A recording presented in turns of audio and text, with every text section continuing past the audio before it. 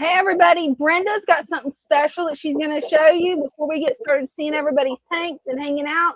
She wanted to show you what she's going to do to this tank. It's going to be pretty awesome. Hey Brenda. Hey, hi everybody. So Father Fish wants to move the lungfish. So I'm redoing this tank here. The electric blue Acaras used to be in it. I got all them out, took all the plants out, fixed up the substrate, and I've pulled plants. I have them all ready to go, and I'm going to set this up for Mr. Lungfish here. So, cool. First thing I did, the first thing I did was build him like a little cave. He's got a couple of caves that he can choose from.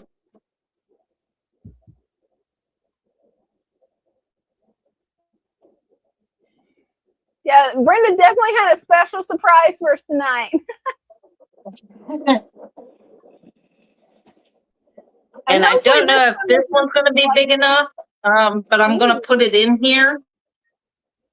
We might have to change it, although I don't know, it might be good. See which way we want to put that, set that there.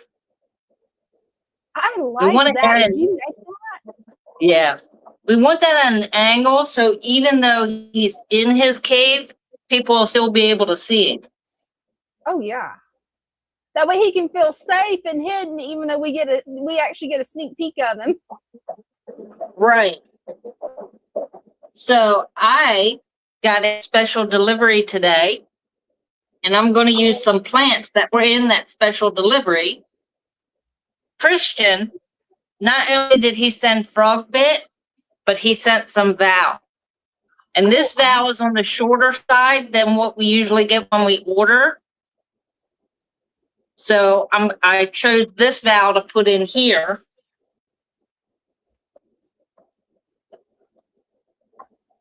Let's stick that right in the bag.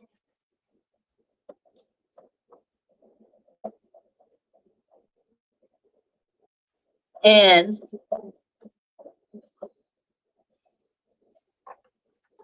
is that me? On what? I didn't hear nothing. Who's beeping? It's not on my end. Nothing in my room's beeping. Not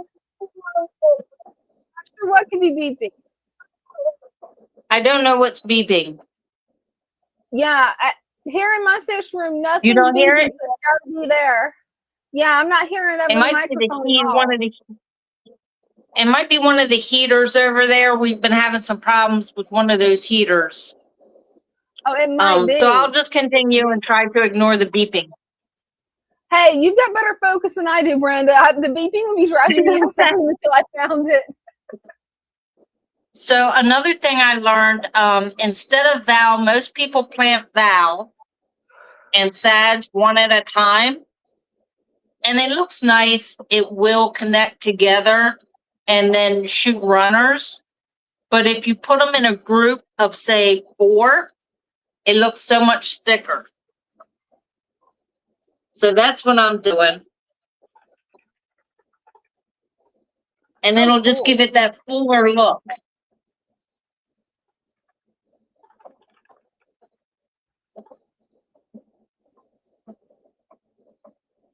And then we'll put some more over here by the filter.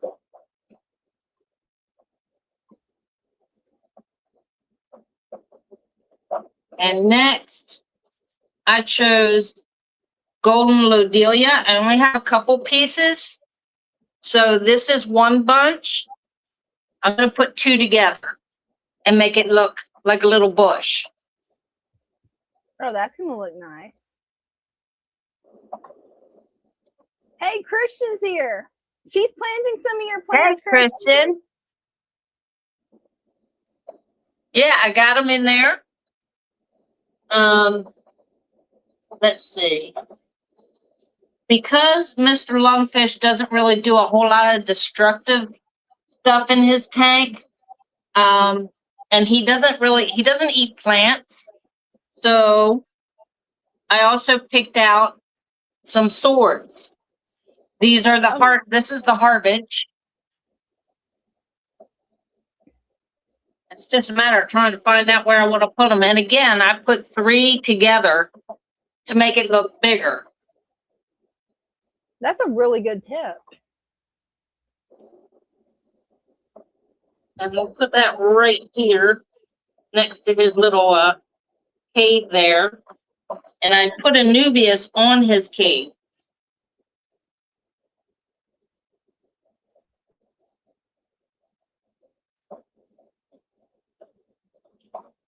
And then I picked up some broadside.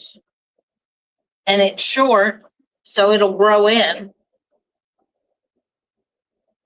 And I'm going to stick that in between the valve. And I have to replant my swords because, you know, that's what happens.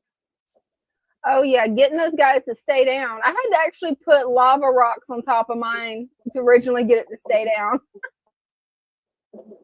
You can do that, or you can just take some of the sand and just kind of make a little mound around the roots. And it'll eventually catch root, and the roots will get... That one's not me. Sorry, that was on my end. I think it was a spam call, so I hung up on it. I didn't recognize the number, so. Well, that's what we do then. We hang up on spam calls. Right.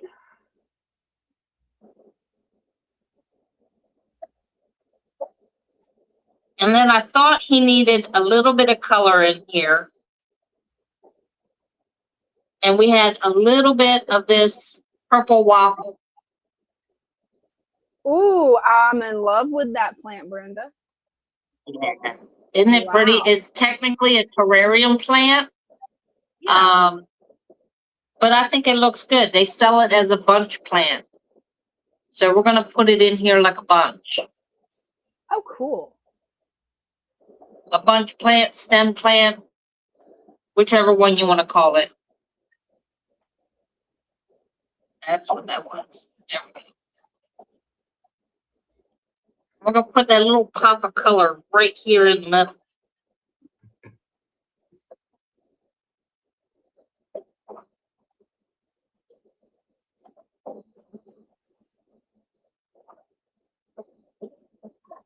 And then, of course, one of my favorites to work with is Microsword. Oh, yeah.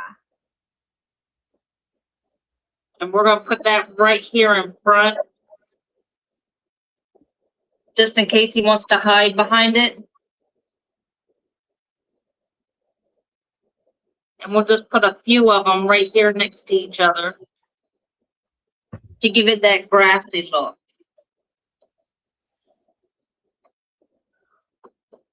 And put some over here by his cave.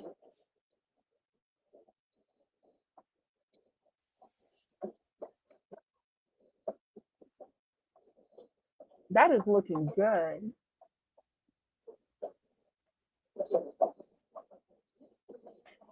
Yeah, it's funny. Christian says I'm getting phone calls from all over the country. I let them go to voicemail. That's a good idea too. And we can't, you know, go wrong with an Amazon. So we're going to stick this Amazon sword right up here in front. So when it grows out, it's nice and pretty. And this went by really, really fast, didn't it? As you can tell, I'm almost done. Wow. And Brenda, let's I'm see. going to have to fly you to Florida to do my tanks, but it takes me 3 hours to rescape a tank that size. Well, this one's only a 20-gallon. I know. And then over here we have Vesuvius. And I have 2 of them together. So we're going to stick them right in the corner.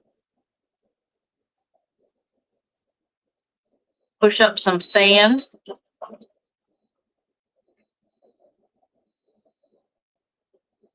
Wow. And I'm thinking maybe some of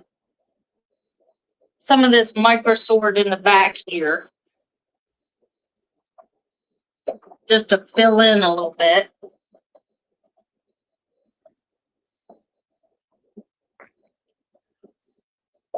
And I think I've run out of room. If you can believe that one. Wow.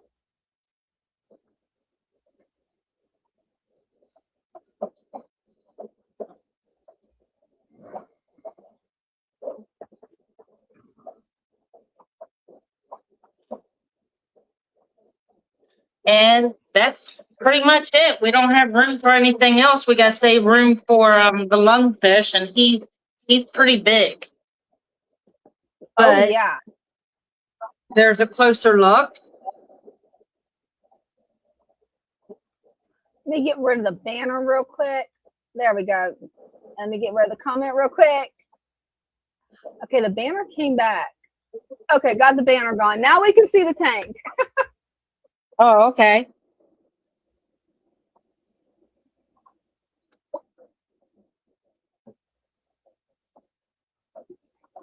And there we go. That's it. And earlier Brenda, today, we're going to put this lid on here, even though we don't need it right now. Earlier today, I was given a project to do, and it was this tank here. And let's see, I have the Lodelia here, Scarlet Temple. Super Red Mini is in the back. The red, and then the baby tears. And then I put Crypt here and here. And for the time being, I have some hardscape here. That's going to come out, and I'm going to put a carpet of Monte Carlo. I'm just going to place the whole thing right there. And that's to push the fish forward so people can see them. And this is the honey gouramis. And as you can tell, they really like it. Yeah, they do. They're all over the place. Christian wants to know, how did the frog bit do in transit? It did great. Look at that. Some of it's a little discolored, but that's okay. I think I got it immediately in water, and hopefully it's going to turn around.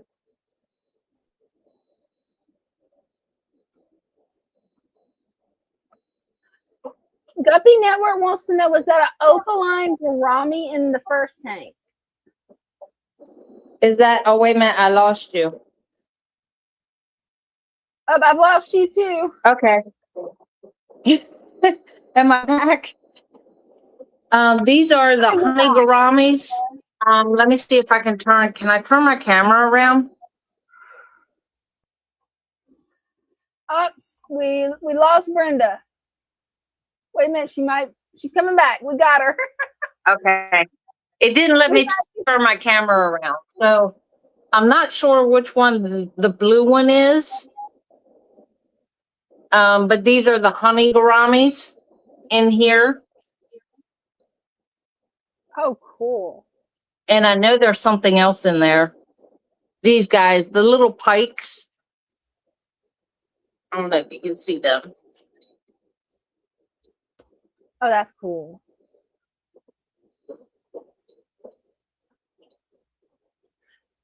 And what I did not know until I was pulling the plants out to redo it was that there was a little loach in there somewhere. Oh wow. He came out with one of the plants, and I had to get him back in the tank. Oh, that's good That to know was they'll that hold was on to the plant. that was something else. Guppy So Network asked, these guys here, most of these guys are coming out. So I can actually redo it. It's called the Dutch style, and it's like the gourmet tank. So it's just like totally packed full of plants. But for the time being, I got some Val in there and some Sage and some micro sword, and just kind of put all that in there. They had this tank so dark you couldn't see them. And we did just a partial water change. I think it came down to here. And then I filled it back up and put these plants in. And it cleared it right up. I was very surprised how clear it got. But yeah, these guys are going in a different tank. Very rambunctious. oh, that's gorgeous.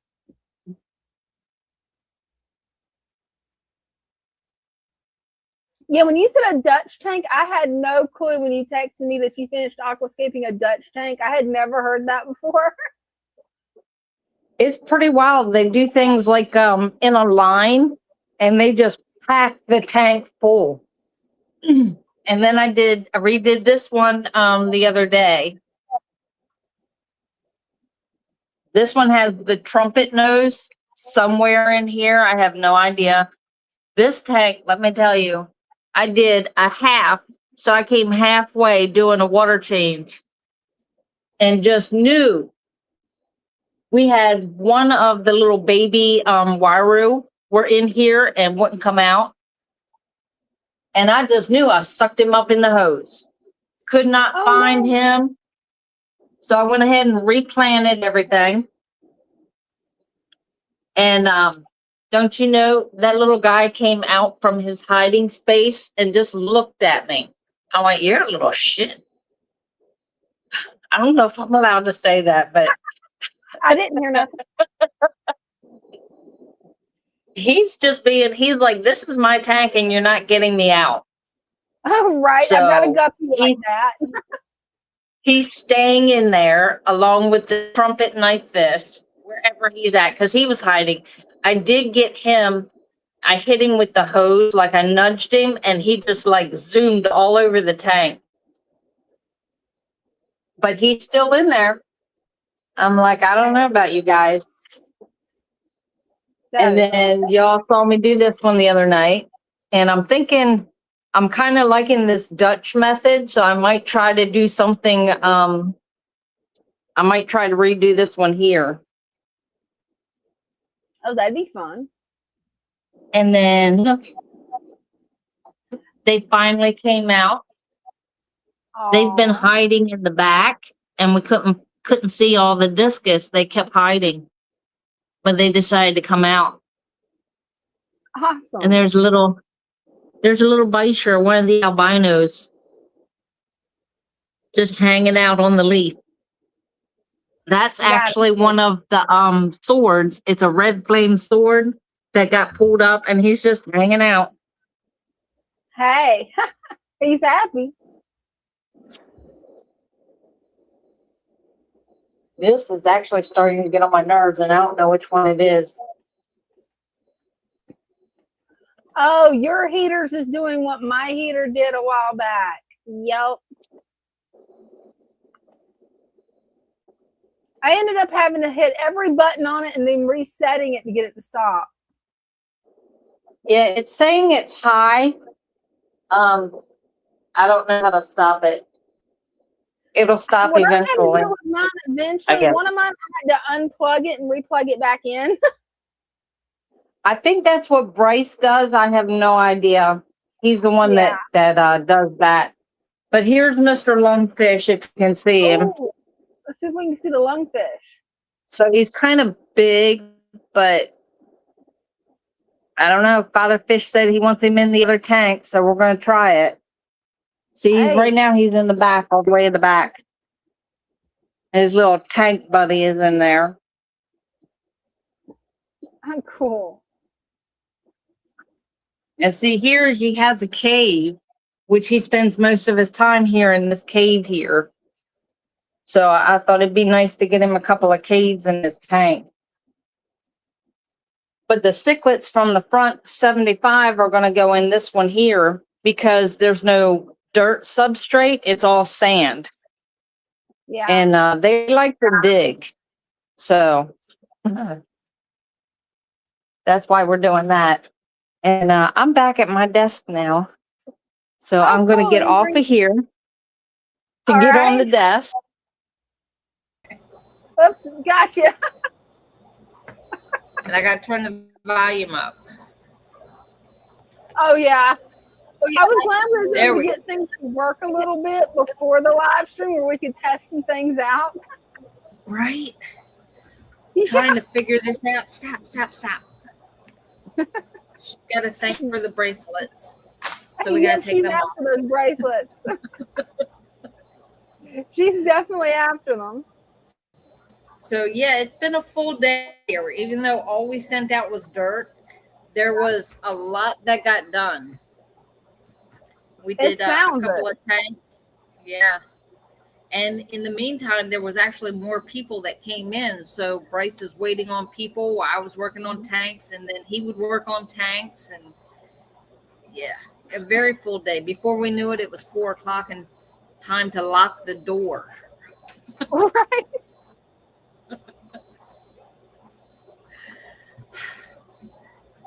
Let me get that link pinned real quick. I'm right now, you guys, the link that's currently pinned will actually show you how to set your camera up for joining StreamYard. Hopefully it'll work for you guys. Me and Brenda went over it a good, 15 minutes before the live. We was trying to get it to work. And it would work on my phone, but for some reason it wouldn't work on her phone. So I'm not really sure what was going on there. I'm just going to toss it up to the gremlins. Anybody that's not new to the stream, you know we got gremlins, and it's what happens. That and it's a Samsung phone. It's a Galaxy. Yeah, my nephew's got a Galaxy phone. What I'm going to have to do is the next time he comes over, it'll probably be Sunday when he comes over or Saturday, one or the other. I never know when. I'll have to ask him, hey, come here. I need you to get on StreamYard and let me hold your phone and see how this actually works, because it works a little bit differently than an iPhone. So, yeah. It does. I could not get my camera to turn and go full screen. Yeah, see, that's wild. So I'll have to get with him, and if it works, it could be, just a glitch, because we always have glitches before the live stream. It could be that, or it could be that they're two different operating systems. And if they are, I'll ask him if I can record his phone and get a little bit of footage for how to do it on an Android versus how to do it on an Apple. Because since it's all StreamYard, I figured they would work exactly the same. Like, it makes no sense to me why they work different. I don't know. Maybe it's something you got to do with the camera before you go into StreamYard. Yeah, I don't know. It's weird. I have no idea. Because it was perfect for mine. Today technology doesn't like anyone, Brenda. It's been one of those days with it. It's the full moon. We'll just blame it on the full moon, the solar flares, anything else we can think of. There you go. Oh, this is cool. Victor says the Galapagos Islands Galapagos giant tortoise in Philadelphia Zoo has babies that are now 1 year old. That is so cool. Yeah, I'm gonna have to get on their YouTube channel and check them out. I know you hear the beeping is driving you nuts. Oh, it's still beeping? Yeah. Yeah, we had to turn the heat up because we saw a couple of fish in there that had ick, and now it's reading that it's high. Well, of course it's high because we turned the temperature up. But yeah, I don't think it beeped all day. Of course, it would wait till nighttime when everybody is left before it started beeping. Right.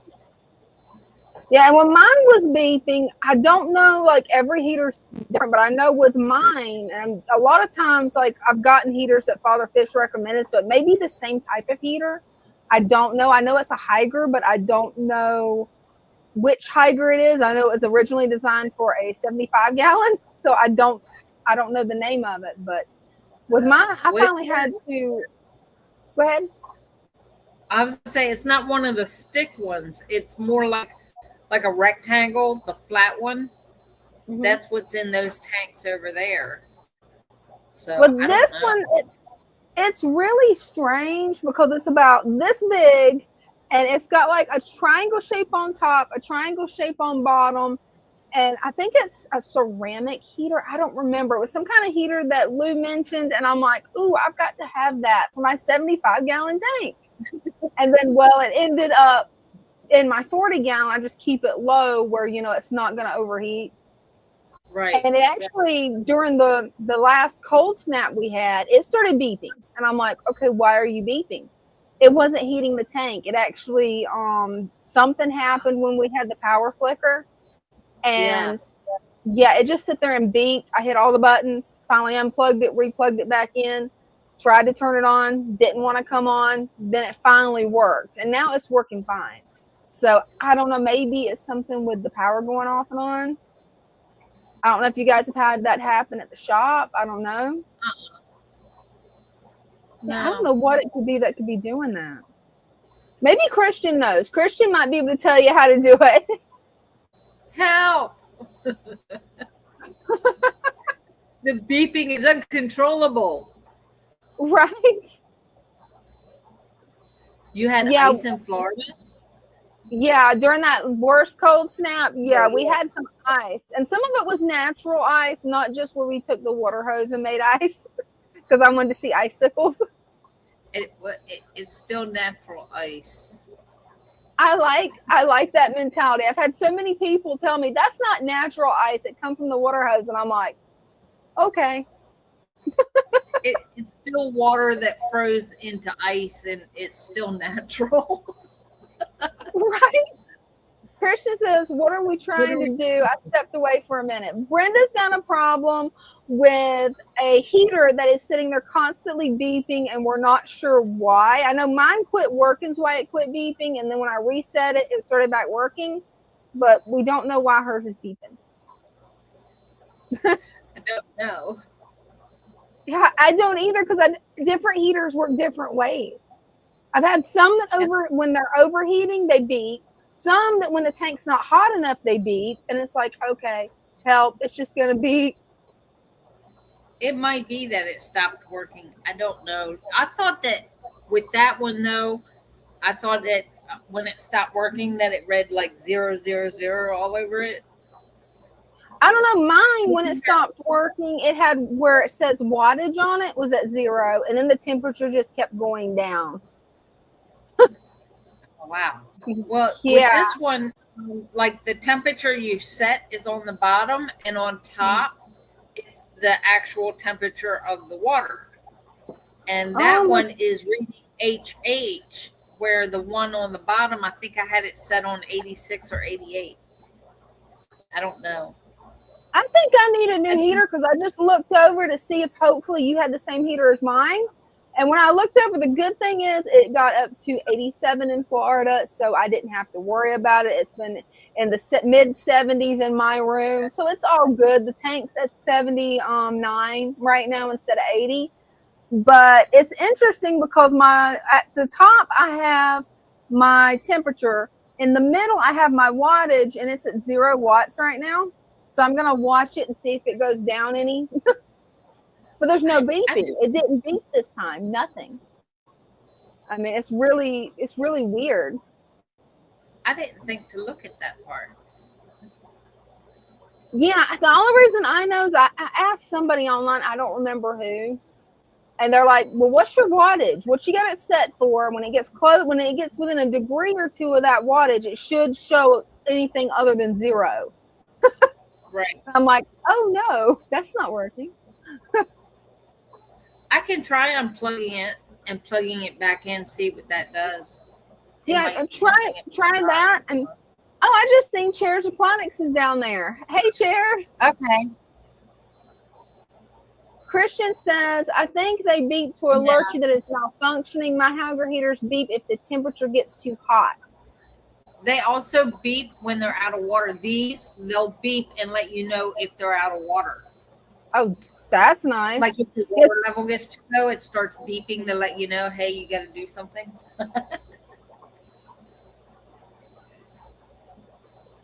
Oh, wow. Yeah, you had it warm today, too. Hey, Chairs. Oh, okay. Hey. I'm up now. Okay. My bad. Yes, my All right, guys. Too long. What? It didn't sound off that you was waiting. We never got a beep. Hey, that's fine. That's fine.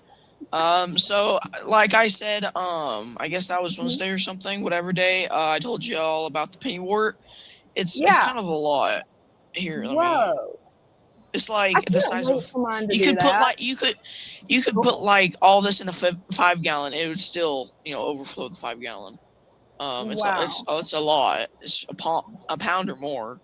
I also have a little ring for the angelfish, so like the floating plants won't go over it. But I mean, the floating plants don't care. They'll go right into it. Yeah, they will. But man, it's like really hard to get it all. And Fishmania, they said each 6 inches, which is like every few leaves, that'll be $1.50. So I mean, like, I still have some in the crawfish tank, but then I'm gonna put that back in here. But I just don't want to mix it up with and then sell it all out. Oh, I don't blame you. You want to keep some of it where you can regrow it. There's some beautiful fish, by the way. I love that tank. Well, eventually I'm gonna move them up. So I mean, thanks for I'm gonna move this up eventually. Not anytime soon. Definitely not like the saltwater. But I'm going to move them up. I don't know, here in 5 years, if that. But I mean, it doesn't seem like there's no aggressiveness. I have a high flowing. What's it called? It's not a sump. It's something smaller than the sump, but it kind of works the same way. Oh yeah. Yeah, I forgot what it is. It's it's a canister filter. They're practically mini sumps.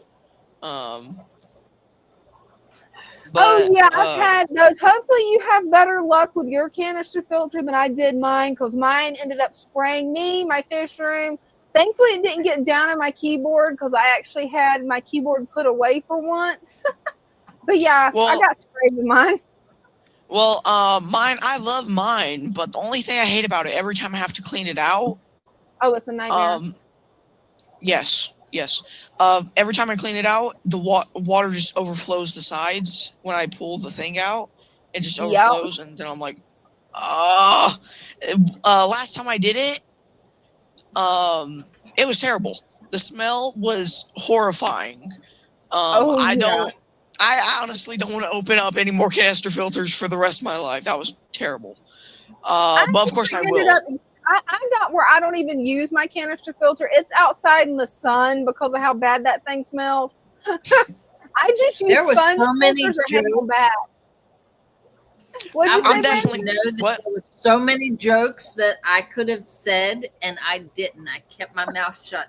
I'm being nice to the mini gremlin. Mini gremlin? All right. But here's one of Christian's angelfish, the last one I got. Pretty angels.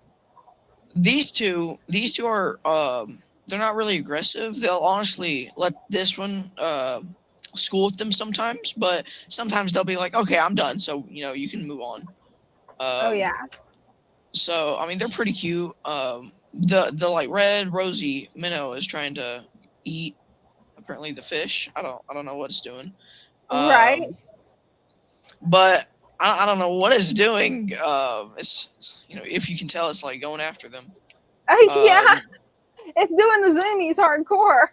It probably has zoomies. I mean, it looks like it. but I'm definitely going to donate all this tomorrow. So thank God that y'all did a stream today, because I was going to show y'all all of this, like a pound or two. Hey, I'm And I glad don't you know was how able much to I'm going make to get. it. And 'Cause, also, yeah, I'm I going to wanted sell to a see lot that of the floating paintwork. plants. I'm gonna sell a lot of the floating plants, Oh, or cool. most of them. I'm gonna have still a lot left, but I just got to get. That's practically my stock. That's that's all I can really sell is just plants, and I could sell Java ferns. I'm gonna do that. Oh, that's gonna Because be Java cool. fern, the Java fern, like when the leaves and the baby Java ferns come out, that's practically free. Stock and free. Everything's free technically, but like except the food and the Right? electricity. But I'm definitely like the only reason why I have it a little more stock than usual than a normal fish tank is, for one, so the plants can grow quicker than what they should. Like let's say, like if not in the bad way, but it's just like it's kind of like I don't know. It's just like You're impatient. We get it. I know, but it works a lot more than my canister filter. It, of course, filters out, but I'm just letting my canister filter polish the water and keep the water Right? clear so my fish can breathe while the plants filter the water. Yeah, I'm that letting makes that sense. happen. Even though the canister filter has media and stuff in that, what happens if the tank, has something wrong with it? Like if I accidentally put something that has ick or something in it, or fish that Oh, develops yeah. ick, I still have, stuff in there. So like, Yeah, you want to make sure you've got plants that'll be able to handle the 87 degrees needed to get rid of the ick. Yeah, absolutely. oh yeah, these will survive. Alodia is one Oh, of the yeah. hardest. I don't know what this is. I don't know what that is, but that can definitely hold. It's like bamboo. It looks like bamboo, but it's not. It's not any type of bamboo. But like it's really, really like strong. Everything I make sure to put in this aquarium is strong because there is no dirted substrate. It's not dirted. It's only sand. That's it. Oh, yeah, I've got a tank like that too. I looked at the prices of, like, I started this tank a year and a half ago. I didn't even know fatherfish existed. So, I was going to do fluval, but I was like, man, those prices are kind of expensive for like a bag that was like a quarter Oh, yeah, of the tank size. It's expensive. Yeah, no. I know. And I was like, I was going to cover sand on top of that, but I was, it was a little too much. It was a little too much, and I was like, you know what? Nah, I'm just gonna do it this, and have it a little stalked, just to make up for that. But it is kind of pulling, like the plants are kind of pulling the poop into the substrate, I suppose. Like the mulm and the, I guess it's doing that. Because I'm not using a root tab because I've had one time that, and then one of my plants just melt. Well, now I'm not saying all Father told me to do with my all sand tank, because I ended up getting it. It's all sand. It was off a Facebook Marketplace. And he told me just give it a little while, let the mulm build up, and then cap the mulm with the sand. And he said that would work too, where I wouldn't have to utterly redo it, because it was a tank that somebody had set up for 5 years. So it had all the beneficial bacteria in it, and everything was running great with it. And he just told me, once the mulm, you get a mulm layer, just cap it with some more sand and you're good to go. Well, kind of like the 10-gallon down there, that one wasn't so successful. It's this one. It wasn't so successful.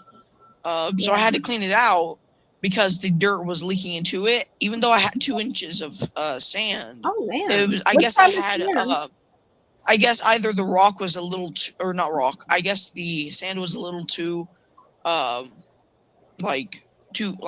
to let the dirt rise, or just I put the rocks, or squished the rocks into the substrate. So I guess the best kind of sand you can use to prevent that's pool filter sand, because it'll keep everything weighted down really nice. And this is exactly what this is. This is pool filter sand. Yeah, and I got that at Ace Hardware for $13. That's actually Oh quite yes, good you can for get a good 13 deal on it, for eh? 50 But pounds. For 50 Christian's got a pounds. comment for you, Chairs. Christian's got a comment. He says, you need to start a food web, add a little leaf litter and some resurrection jar material. And yeah, that'll help you to build the food web out and it'll really help your tank to flourish. Oh, this one? Oh, yeah. Well, I was going to do the 2.5 gallon, but I was like, you know what? I'm doing water changes on that one. And it already has the fatherfish stuff. And I tried the resurrection jar, but my windowsills, they're like the base of them are way too small. So it would just fall. And I don't want a broken jar. Or a broken plastic jar with like rocks inside, or yeah. The way I had to do it, because I've got really shallow window eaves too. I actually ended up getting one of the cheap plant grow lights off of Amazon. I think I paid like $10 for it, and that works perfect. And then I could just have it on my desk. Well, that's the only reason I have the 2.5 gallons. Really, the only like fish tank I'm gonna like. Kind of like a jar, but it's not a jar, of course. But I just wanted something like Dina, and because I was gonna have something small, because I felt like it. But like, I mean, even though it has life, it's doing really well. I do water changes on it every few days, maybe every 3-4 days. And it's right now doing really well. No dying off, no melting. I might buy more plants tomorrow. But although this is not, anywhere close to a finished tank, and technically no tank is really considered finished. Right, it's always a work in progress. You can always put more plants or more rock or more driftwood or more fish. This is my cap for this tank. You know what you're doing, you finish it. Well, you can never finish a tank, Brenda. It's impossible. It's kind of like a house. Think about it. You always got to do improvements. No. Yeah, it's kind of like a house, but for the fish. No. Yeah. Yeah, exactly. It's a house for the fish. It's an ecosystem. You always got to make it better. You don't have to do anything. The fish I actually do got to do a water change on this one though. I do. This one is getting a little more algae, like on the glass. I'm not even feeding a lot. I do like two pinches. What? They make those things where it cleans the glass. So you I know. don't I have to do water.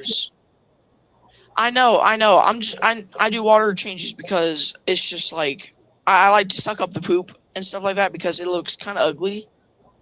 To be on the that'll bottom. be something that will definitely help. Does it taste good? Does it taste good? It does. I'm kidding. No, I'm kidding. No, but I like to suck up the poop with my with what's it called? A little bit of honey to it. Yeah, a little bit of yeah. I don't even like honey. Honey is ugh. Kind of like tea. It's kind of like tea. All natural sweetener. There's nothing. I get that, but it's kind of like, dude. It's kind of like tea. I do not like tea. Ugh, it's disgusting. Now we know what's wrong with him. Guys, my dad does not like tea, nor does my sister. But my mom and other sister like tea. I'm from the South, so it's a requirement. We pretty much have tea in our baby bottles, right? But if anything, hey, where the poop stores is my canister filter, so it works out. I can have a clean looking tank, but have extra beneficial bacteria in a different area. By the way, you're getting a call. You keep sucking it out again. There we go. It's the voicemail. I have 4 plecos, really. 2 clown plecos. They don't eat. They eat every 2 weeks. They come out every 2 weeks and they eat. But I have 2 bushy nose plecos. 1 little one. I don't know if you can see him. And 1 full grown one. Female. if you have a food web, you don't have to feed them as much, and they won't poop Well, I as know. much because people poop every time you feed them, and then you won't have to suck up the poop. I do it once a Unless you day. Unless I you feed like them it. once a day. Yeah, Actually, I haven't fed them today. I never suck up the mold. My husband does in the living room tanks because he doesn't like it. But I've noticed that when I added Malaysian trumpet snails to my fish room, I didn't need to. The tanks that have the Malaysian trumpet snails, I don't have any problem. What did Christian say? There's nothing better than sweet poured from a Sweet tea. repurposed milk jug. Oh yeah, sweet tea. Yeah. There you go. Yes. It's just, I tried it once and I just don't like the taste of a hot drink that is Oh, you don't water, drink that has it water. hot. No, you gotta put ice in it. It's gross hot, man. Don't Sweet do it tea hot. is I know, Dina. guys, I know. Don't do I it know. hot. It's No. still You're disgusting. doing it wrong. You're doing it wrong. Oh, come on now. That's when I was sick. I tried it once and then it's just disgusting. Oh, they gave you Ugh. herbal tea. I know what When you're happened. sick, you drink ginger tea when you're sick, and you drink that hot. You Well, don't drink sweet It might have tea been hot. ginger tea. It might have been that or green tea. I don't know, but it was disgusting either way. I just I don't know how to explain it. It was disgusting. But it was not as bad. It was not as bad as when I went to Nashville the other day to get that damselfish, and I went to Walmart and I tasted this Reese's cup that had marshmallow in it. It was disgusting. Marshmallows tasted- and Reese's. I don't know how that would go. I don't think I would try that. Do you know those little candies or something that have like those that are chocolate and then there's like a cherry inside? Yeah. It tastes like that. Ugh. Ew. I don't like cherries, so ew. The only thing good I like cherries are for like ice cream. Marshmallows and Reese's, you you guys, bite that into- doesn't go together. No. When you bite into one of those chocolate covered cherries and there's just goo that goes everywhere. Or it's like that Queen Anne or something. Yeah, I know, it was disgusting. My mom, she used to like that, but COVID got her. All you guys, back when I could have sugar, I would eat a whole box of those. I didn't care.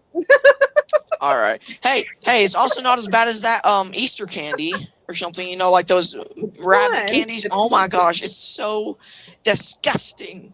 I don't know Which which one one is is the the one? That's good one. too. It's like wrapped in like tin or foil or something. I don't know how to say it, but those are Oh, the disgusting Cadbury as well. egg. The Those are Cadbury two. egg. Yeah, Those those are are two. eggs Like with- a real egg on the inside. Yeah, It's it's like yellow and a white. egg, but when you crack it open, it's like it looks like a real egg on the inside, but it's some kind of like sweet stuff. I don't know. It always had the yellow dyes in it, so I would get nauseous.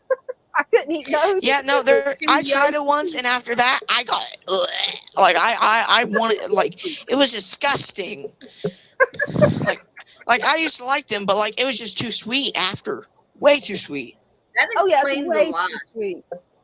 It's They're- got way too much sugar in it. I can't would even rather eat one of make my those. own sweets with monk fruit and honey than buy any other store bought at this point because it's too sweet.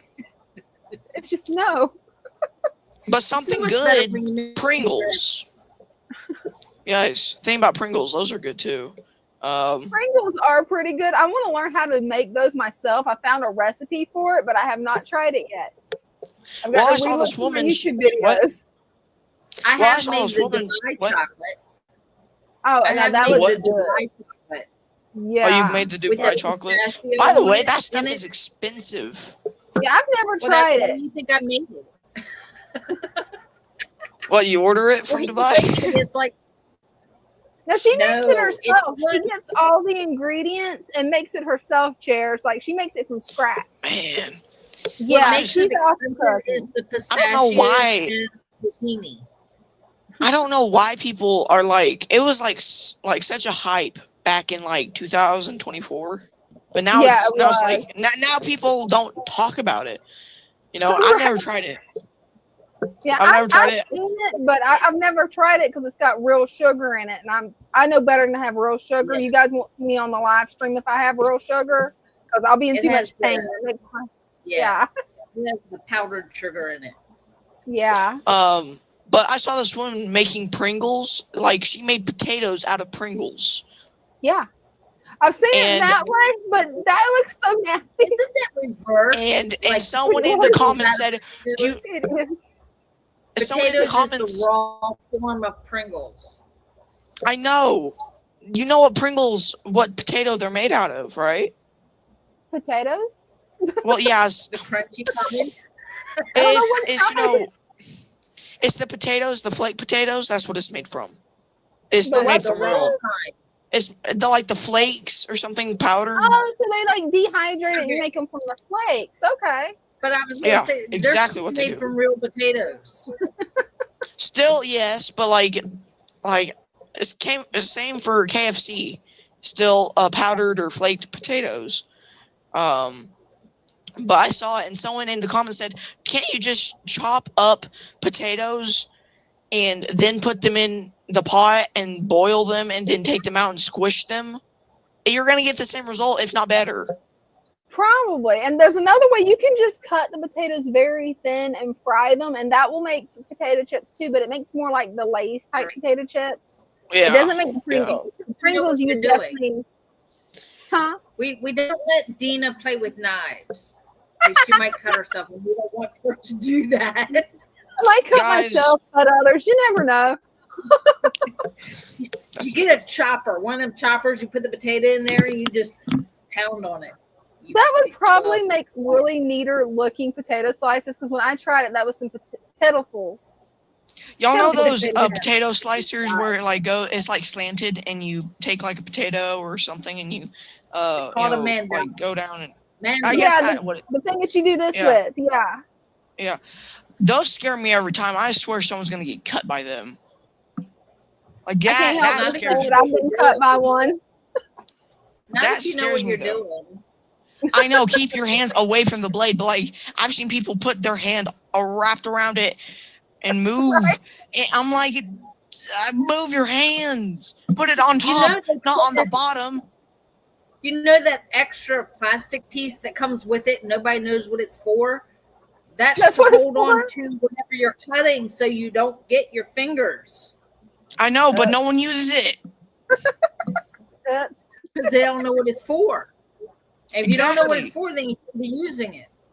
Brenda, you need to go in and make instructional videos on all of this stuff, please, and thank You know you. what? Ding will thank you for this. Brenda, she has experience I with don't know if this, you want okay? me to do that. Oh, she knows Like, how to cook 'cause- good. I tell you what, when I have a scar here on my finger, I don't know if y'all can see that here. Let me make you full screen. Yeah. Ouch. Yeah, you see that scar there? Let me see. That one. Yeah, Yeah. smell. Yeah. Yeah. That came because, oh gosh, I think I was about 11, maybe 12. And I lived with my grandparents. So, she made some bread, homemade bread. And she took it out of the oven and then left it sitting on the rack to cool. Ooh. I came walking through the kitchen and smelled the bread, said, I want some. And I looked around. Nobody was around. So I picked up the biggest knife I could find because that's the one that you cut the bread with. And I started to slice. But when I did, I looked up to see what time it was, and the knife went right through my finger. It'll do it. Oh my gosh. And I didn't want to get oh in my gosh. trouble, so all I did was wrap it, and it never got stitches that probably needed stitches. I just wrapped it and kept my hand hidden until it healed. I don't blame you. When I was a kid, I would just use super glue. Probably not the smartest idea, but if it was a bad cut, super glue and nobody would know. I never thought about that when I was younger, so I don't. The only wasn't reason the I way- knew is that's how my brother got away with things. And he told me, and I'm like, oh, super glue. Thanks for the tip. I still got super glue on my fingers from that Anubius. By the way, Brenda, I remember when you showed that tumbler that, like you got or something. recently. We showed it on the live. Yeah, that kind of reminded me of like a PVC pipe, kind of like that one. Kind of remind me of it. I don't know why.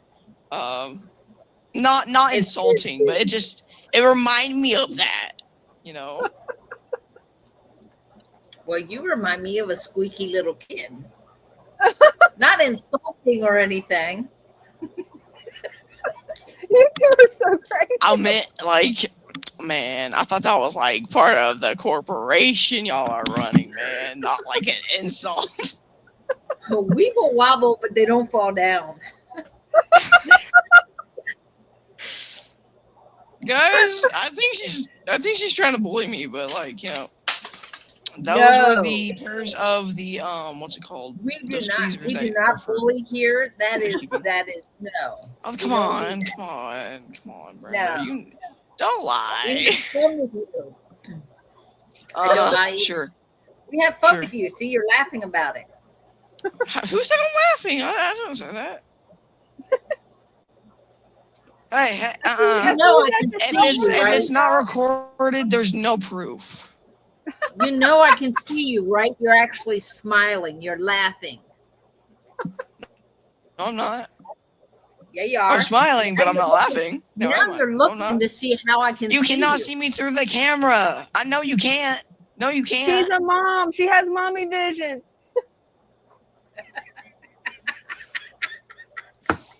I don't think so. Not this one. That was a fidget toy.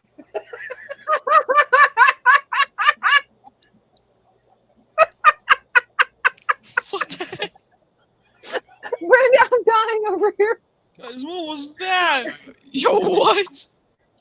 That was. But you can say this beautiful selenite here that's sitting here. What do you got, Brenda? What now? I missed something. I said, that is not what you thought it was. That was a fidget toy. And I said, no, it's this beautiful selenite. That's what I had in my hand. See, it wasn't the other thing. It was this. Because we don't show that on live. What? That's all right. I don't know. I had like 3 hours sleep last night. Give me a break. So, like, you can see the core line algae. That's cup of coffee. Everybody should be warned. Oh, I had the whole pot of coffee this morning. That's 1 cup for you, Brenda. No, you didn't have 1 pot of coffee. Yeah, you had 2. No, you had 2, Brenda. Don't forget, you had 2. Don't forget, it's okay. You're extra tired, so you need 2. You need at least 2 a day. Like at least 2 a day. I only had 1 cup, and it was a small cup, so that's what's wrong with me is I need more coffee. This is the second shirt I've had on today, but I only have 1 pot of coffee. I think you know we're getting like Alzheimer's or something around here, guys. I think we're getting. I feel like she had to. Oh, look at that fish! What the heck was that? That is a pretty fish. What, the clowns or the damsel? The clowns. Looks like me. The damsel's pretty too. Yeah. So the clowns, they're. You want a saltwater tank looking at yours? That is so pretty. The only reason I could tell you that you couldn't have a saltwater tank that is 5 gallons, that you cannot have 3 fish in. Like 1 fish is really all you can really get. But the only reason why I'm saying that is just because they, of course, are in the ocean, but like they need something really big usually. The damsels you could keep in a 5 gallon minimum. Because they have their territory and they're real small and I like how friendly the clownfish are. The way they just run right up to you. I love that. Yeah, they're practically dogs. Yeah, they're kind of like right? What is it? Golden retrievers. Yeah, and after that, once I lift up the lid, they want just food. I'll put my finger and they'll try everything just to get food. And there you go, they're nibbling my finger. Animal abuse, you're teasing them. It's not animal abuse. By the way, you got to feed them like 2 or 3 times a day. I told you You got to feed them 2 times a day, minimum, because if you don't, then, because they technically graze all day long, all night long as well. But like they're really easy to keep. They're territorial. I can tell you that. They're really territorial. Do they keep you up at night if you don't feed them that second time? No, I just go to sleep. I mean, they're not going to starve, but they're going to be more hungry in the morning. So I gave them a more high quality food than what the Omega 1 was. I get what? You definitely have that tank looking nice, Shares. Well, I'm gonna make sure to put a link to your different channels in the comment where people can find you and stay updated on those tanks all week, okay? Because you definitely want to start sharing that link out because you got some beautiful tanks. Well, I'm making money for myself so I can buy myself a 55 gallon. So definitely. Because these guys, and I'm gonna stock it with a $250 fish that can live for 30 years. So Oh wow, it lives for 30 years. That's pretty cool. Yeah, it's a tang. It's a yellow tang. Unless you starve it. Don't starve it. What? Oh no! You get it from biota at 2 inches long. That's how long the yellow tang is when you get it shipped to you. So it's about as big as the damsel when it gets shipped to you. And then once it's big enough, like let's say an inch bigger or something, you can let it out because, that's when it can really defend itself. And, that's when it can really take on the world and the tank and the aggression. And, and although you can put it back into the box, like if there's aggression, like 3 inches would be minimum for letting it out in a tank like that. You could keep a yellow tank in this when it's just 3 to 4 inches. I want any bigger, and you need to move it up to a 20 gallon for temporary. And then, but it says you should have them in a 75 to 120 gallon minimum. But that's talking about the Hawaiian or a different one. But like I think the Hawaiians get a little bit bigger than the one I'm looking at. Well, I can't wait to see when you get that tank and you get it set up, Chairs. That's going to be pretty cool. It's going to be later this year. So I'm going to try to get the tank in on Memorial Day. Hey, that'll be nice. Well, thank you so much for coming up and showing off your tanks. I definitely appreciate it. Yeah, I mean, I'll come up. I don't know when y'all do a next live stream. I suppose y'all been doing it a little more recently. Well, what we're gonna do is we always hold one Wednesday night at 7 o'clock. That's always a definite. The rest of the week we never know. It depends on what Brenda's doing. Depends on what I'm doing. Both of us have been pretty busy, so we're trying to figure out the best day for both of us when we can host a second live stream. But we're still working out all the mechanics of it. I mean, hey, but like, I'll still come up here, like whenever y'all stream, I can try to. Oh, definitely. Sometimes I might be sick, but like that one time when I built the 2.5, that was the only time when I felt better enough to do that. But hey, I mean, I guess that's it. I'm just glad you're feeling better. Oh, that was like a month ago, so but I'm definitely feeling a lot better. Man. I haven't got sick since, but that was like a light cold. I've been really sick before, and it was bad. Yeah, it's not fun. I guess that's it. Besides the 2.5 gallon, I'm gonna feature that next live stream, and then yeah. I mean, I guess that's it. All right. Hey, well, thanks so much for coming up. Brenda's back. I'm back. We'll do mischief next week, Brenda. Hey, sounds like a plan, Chair. Don't forget, Brenda. Don't forget. Don't forget what? Then we're gonna do mischief next week. Next week. All right. You're saying I need to write that down? Yes, you do. Okay. Is there a certain time I need to be here? Whenever I just get on, so that could be, anytime really. I'm kidding. But yeah. All right. Well, I guess that's it, guys. Anytime because like I work during the day. I have a job. I'm talking about when the stream comes on. Oh, every Wednesday at 7. Oh my gosh. I know. I don't have Alzheimer's or dementia. But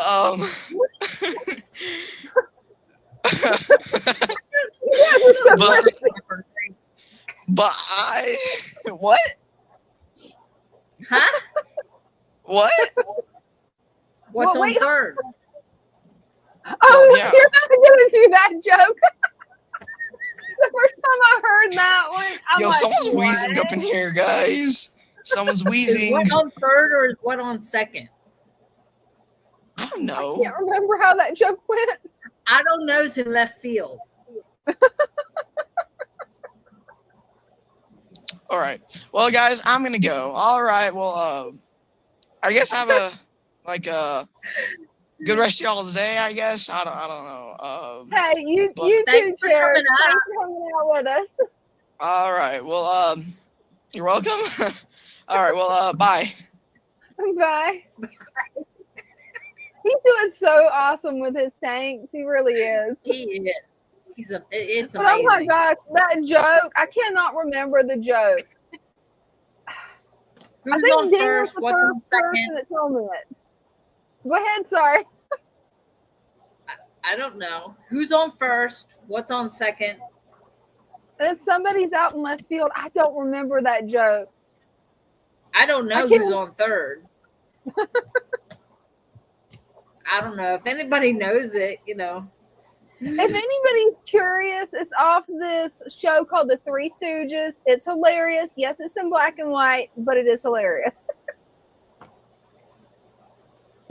And we all know who the Three Stooges are. I mean, come on. We I grew up had with all the Three VHS tapes for them. My brother wanted to make sure I had every VHS tape for them, and he's like, "Okay, this is what you need to watch. It's funny." It was. Was it them or was it? What was that other one? There was another one Charlie that Chaplin? did that joke. Was it Charlie Chaplin? I don't know if it was Charlie Chaplin. It was that guy. I have no idea. The Honeymooners, was it on there? I don't know. It could have been. I didn't really I don't watch know. The Honeymooners. But I didn't either. It's I watched classic. a couple of episodes, but I was more into the Three Stooges. Yeah, there was a lot more than 3.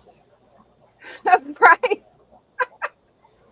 I think there was actually 4 at one time, and then they went back to 3. And Yeah, they kept changing the numbers.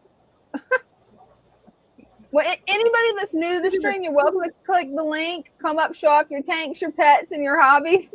Until then, me and Brenda's going to be joking. You're welcome to joke with us. to the moon, Alice. That's right. I've heard that To in the a while. moon. My granddad used to say that all the time. To the moon. My dad would do that. Chairs has a The comment director. for you. I swear you two bully each other. It's in good humor, but you two bully each other so much. It's It's not hilarious. bullying when the other person's laughing too. So, No, it's playing. It's just playing. Christian says, I love that show when I was a kid. I didn't watch it too much, but I wasn't really allowed to watch a whole lot of TV because TV is corrupt. It will corrupt your mind. They would edit stuff out. Like a good example is I wanted to see Friday the 13th when I was 7. I kept putting in, I wanted to see that. And anybody that doesn't know what Friday the 13th is, it's one of the original horror movies. And really a 7-year-old should not be watching it. So what my parents did is they got it edited where it was less than 30 minutes long. I think it lasted 15 minutes because they edited it. So it's like you see the scary guy, you see Jason Voorhees, and that's about it. You see everybody run, and then there's nothing bad in it, the way they edited it. Oh, God. But it makes no sense until you get older and you watch it. What's she doing? Who said I was laughing? I'm sorry. If you weren't laughing and you felt like I was picking on you, I am truly sorry. I'll do it again next week. He's gonna pick on you harder, Brenda. I know he likes calling me old and telling me I have Alzheimer's, and he doesn't even say it right, but that's okay because young little whippersnappers, they don't know how to say anything right. Oh man. So I've got an option for you guys. Do you want me to show off my tanks, or do you want to see how you replant a plant? Next week, you guys, you heard that. Oh, what did I say? I don't know which time. I don't know. I don't know. He said, yeah, next week. What did I say? I'll do it again next week? Yeah. Okay. Keep in mind, I'm running on like 3 hours of sleep. So yeah, you definitely need to get some sleep tonight, Brenda. And the night before, I had maybe two, because this one here, Alzheimer's, yeah, you know what you can do with that? Read between the lines. I forgot about that joke. I forgot about that one.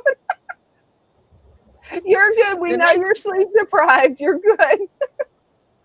The night before, when it was a full moon, little Miss Bella here, sweet, innocent little Bella, decided she did not want to stay inside. She kept wanting to go outside. And telling her, no, you're not going out again. She was not taking no for an answer. Yeah. She took my blanket in her mouth and was pulling the blanket off the bed. Oh, man. And I'm like, no, you're not going. Leave my blanket alone. And she would sit down and watch me get all comfortable again and then start yanking on the blanket again when her whining didn't work. Like she was sitting there whining at me. I said, you can stop that. You're not going back outside. Yeah. She was not taking for an answer. Oh, sometimes they won't. So I had to take her outside just to go outside and run around the front yard, and then she was good and went back inside. Then hopefully she lets you get some sleep. Hopefully. 3 times. Yeah, see, I'm glad Loki's out of that puppy phase. I'm glad Loki's out of that puppy phase. Oh, man. Well, this was, let's see, I didn't get home till what, after 12? Yeah, it was after 12 before you got home. Yeah. She was whining that her fish were leaving. Where were they going? Oh, she's very protective over the fish at home, let me tell you. Oh, yeah. Like I brought in a male betta for my tank at home. It took no time at all for him to blow a huge, huge bubble nest. Oh, cool. Half of it is full of eggs. He's got so many eggs in that nest. I'm like, oh my God. More better be on the way. That's awesome. But yeah, she was like watching me like a hawk when I put him in that tank. And anytime I go near the tank, she's right there watching to make sure I'm not doing anything I'm not supposed to. And like all I'm doing is feeding them. She's something else. Oh. She I don't know, is. y'all couldn't see it, but when I was sitting on the floor to do that tank, she was right there. He's got a point. That is her fishies. All the fish here are Bella's. She feels like she is their protector, and she's watching every single one of them. That's her babies. Yes. I just feed them. I just feed them. That's all I'm allowed to do. Because don't you dare put a net in that tank. Right, she'll get you. She will get you. the first one that I put the male in, I put him in the 6-gallon. And then I realized that one had the bubbler in it. That one had the filter in it. And I was like, crap, I meant to put him in the other one. So I had to take him out of that and put him in the other one. She was like throwing a fit and watching everything I did. And I was like, it's okay. She was fine as soon as he got in there. But I put that net, I had the net in my hand. Mm-hmm. And she knows when that net's in your hand, you're getting ready to do something you're not supposed to be doing. So I had the net in my hand, and then I reached in with my hand and pulled him out and put him in the other one. Yeah. So she was looking at an empty net. That poor dog. She's just like, nope, all those fish in the shop is hers. That they are. Right. I think it was cool. I forgot who commented that they loved the background on the thumbnail. I don't know if you noticed that the thumbnail's different. What we did on the live stream last week, I put that as the background. Oh, the gizmo. I saw that. Yeah. I saw it like real briefly as I was getting, because I was, today has been crazy. It's been steady for not doing a whole lot of boxing. We stayed busy all day. So it was like 4:30 before I got out of here, because we were in the middle of projects that we had to finish before we could leave. So it was like 4:30 before I left. I had to go to the store before I went home and got Bella. I had to change a bandage when I got there. Then, she had to run around outside and do her business before we got in the car to come back here. I think I got back here like 10 minutes before I got on with you. Oh, wow. He's cutting it close. Like, it was Jeff that liked it. Oh. Yeah. Yeah, I had like 10 minutes. I was like, okay, no dinner for me tonight. You need to go get you something to eat, Brenda. You can eat while I show off my tanks, and I'll repot this bonsai tree.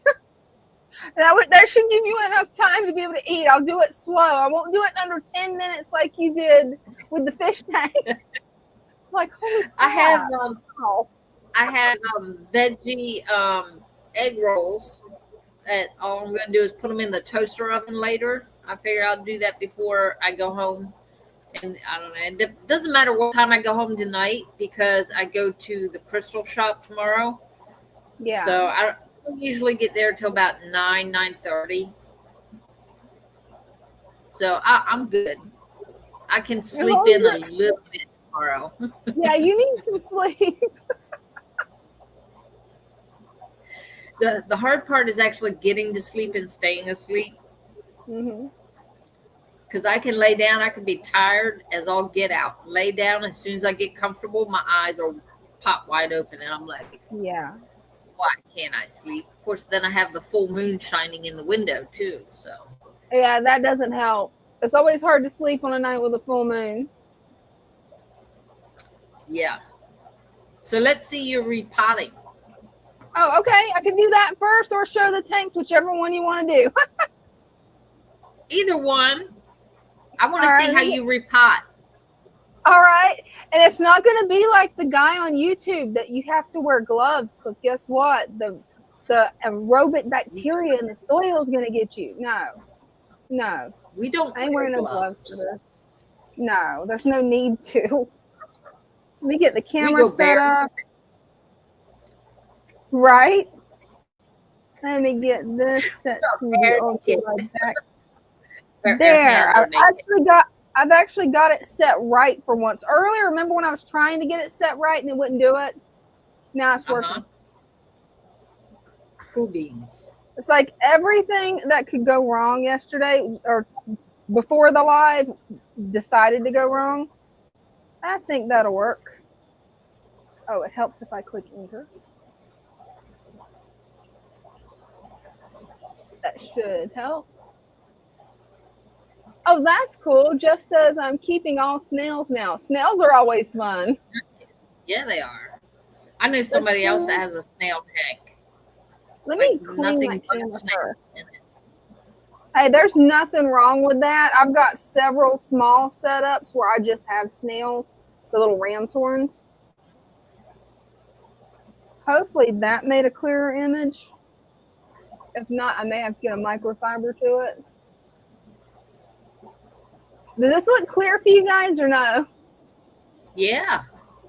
It looks clear on your end? Okay, cool. All right. So what I've got here is I've got my old bonsai pot, and I've got this little bonsai pot here. What I like to do is just take a piece of torn paper towel, just do that, mash it down, put it in the bottom so that it covers that hole. That way you don't have to worry about any of the soil falling out. Then, as you can see, this plant's suffering a little bit. I'm thinking it's root bound. It could also be that I've had the lights off a little bit too much. This is just a little weed that's growing in there. So I'm going to get that off to the side. Then just keep doing that. And good, it's not root bound. This soil's still good. It's a little damp, but the soil's still good. So I'm just going to keep that, get it down in there. And it looks like that is, yeah. Let me get a little bit of that off. I'm just going to plant this guy right there to the side, mash it down, make sure the roots is in there, and then do this one. So for this one, where I have a little bit more space, I'm just going to dump it out into this. And this is a dwarf jade, rainbow dwarf jade, by the way. It was the only place I could find it was ordering it online. And I noticed that it was a little bit dry, so I added, well, more water to it. But I've been having to keep the light off a little bit because of running all my other lights. The room started getting too hot as it warmed up. So I'm not sure if I overwatered or what exactly happened. I've been so busy with school that my brain has just been, well, not working. So all you got to do is tease the roots like that. You don't have to be careful with it. You can just go in, get some of that dirt off. And you can see this is not root bound. This actually does have a nice little root ball there that's holding on to the dirt. I'm going to take that, make a little hole, put it down in there.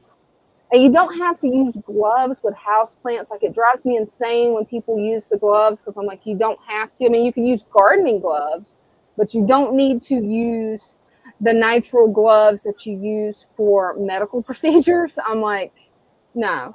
Yeah, there might be fertilizer in here, but I'm used to getting out in the garden with some good old black cow and just planting a garden and not worrying about it. So that kind of is like weird to me when I see somebody do something where they're constantly worried about, oh, it's going to hurt you. No, it's not. If it was, I would be dead right now. I made a little bit of a mess up here, but I can clean that off after the live stream. It's not a big deal. This is just for these bonsais to grow out. Because once they grow out, once they actually start maturing, get a little bit bigger, then I'll start trimming them. If I really wanted these to grow into bonsais fast, what I would do is take a really big pot, like a 1 gallon, put one of these plants in there, and then leave it outside for, well, the whole season. For us, we can grow in spring, winter, well, spring, summer, fall, and some of winter. So that would make it grow really big.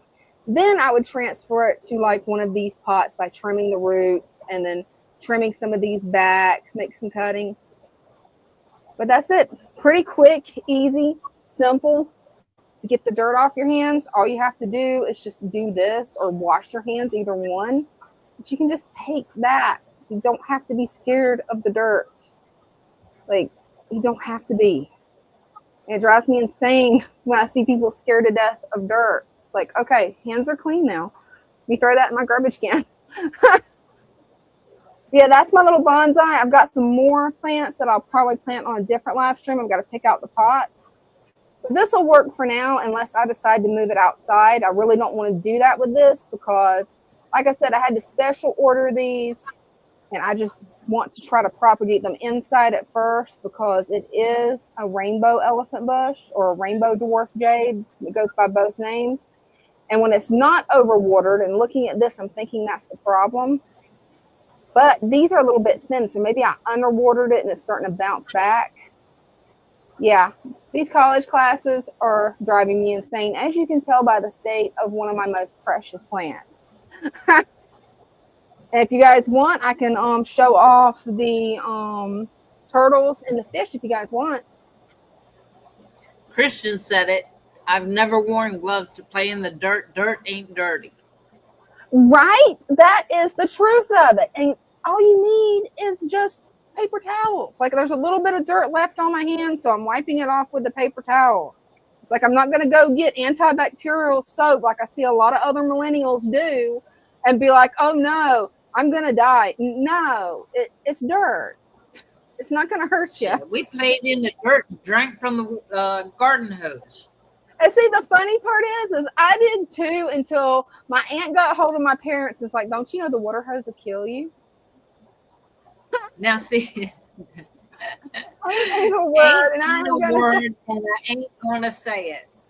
I'm gonna show you something that's gonna make you laugh. I'm gonna show you something that's gonna make you laugh. Okay.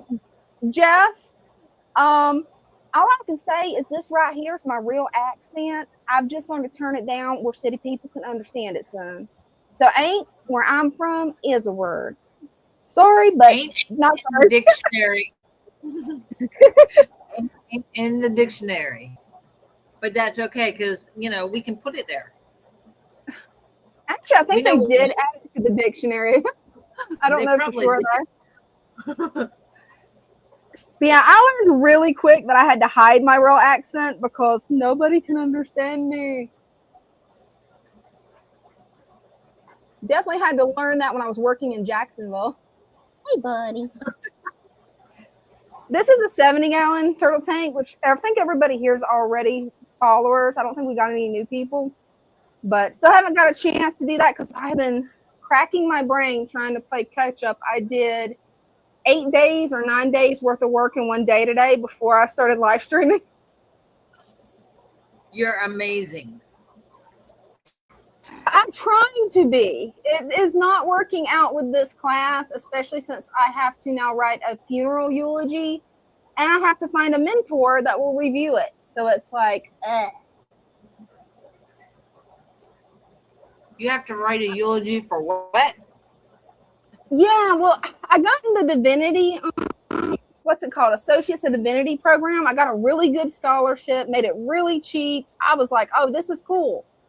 And then it's like, it was not what I was expecting. I was expecting to learn more about the Bible, more about like the ancient languages and cultures of the Bible. And instead of that, it's like, it's more about dogma and rules and I don't know, different social structures. Oh, wow. And I don't know. It just, there you go. It's gotten where it's not fun anymore. Father Fish said he will review your eulogy.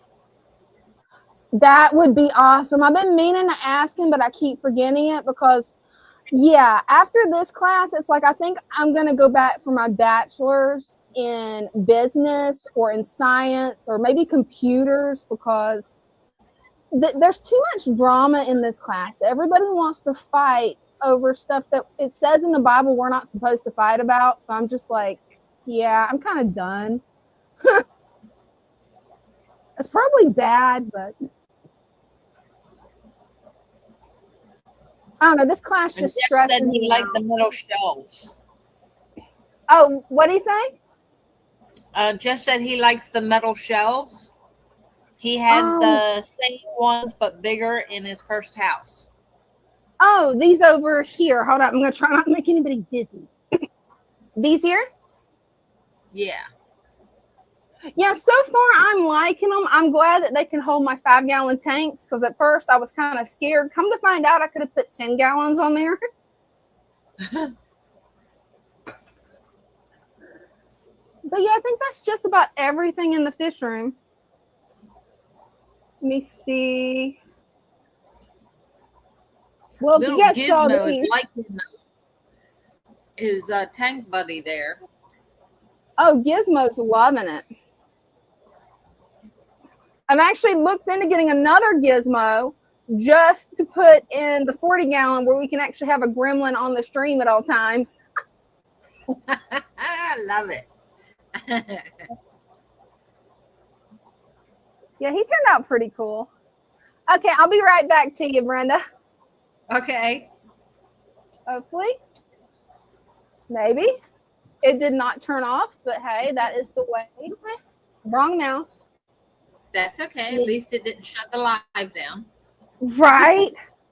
And I'm pretty sure everybody heard me say wrong mouse. I've got 2 of them here. I grabbed the pink one, which goes to the laptop.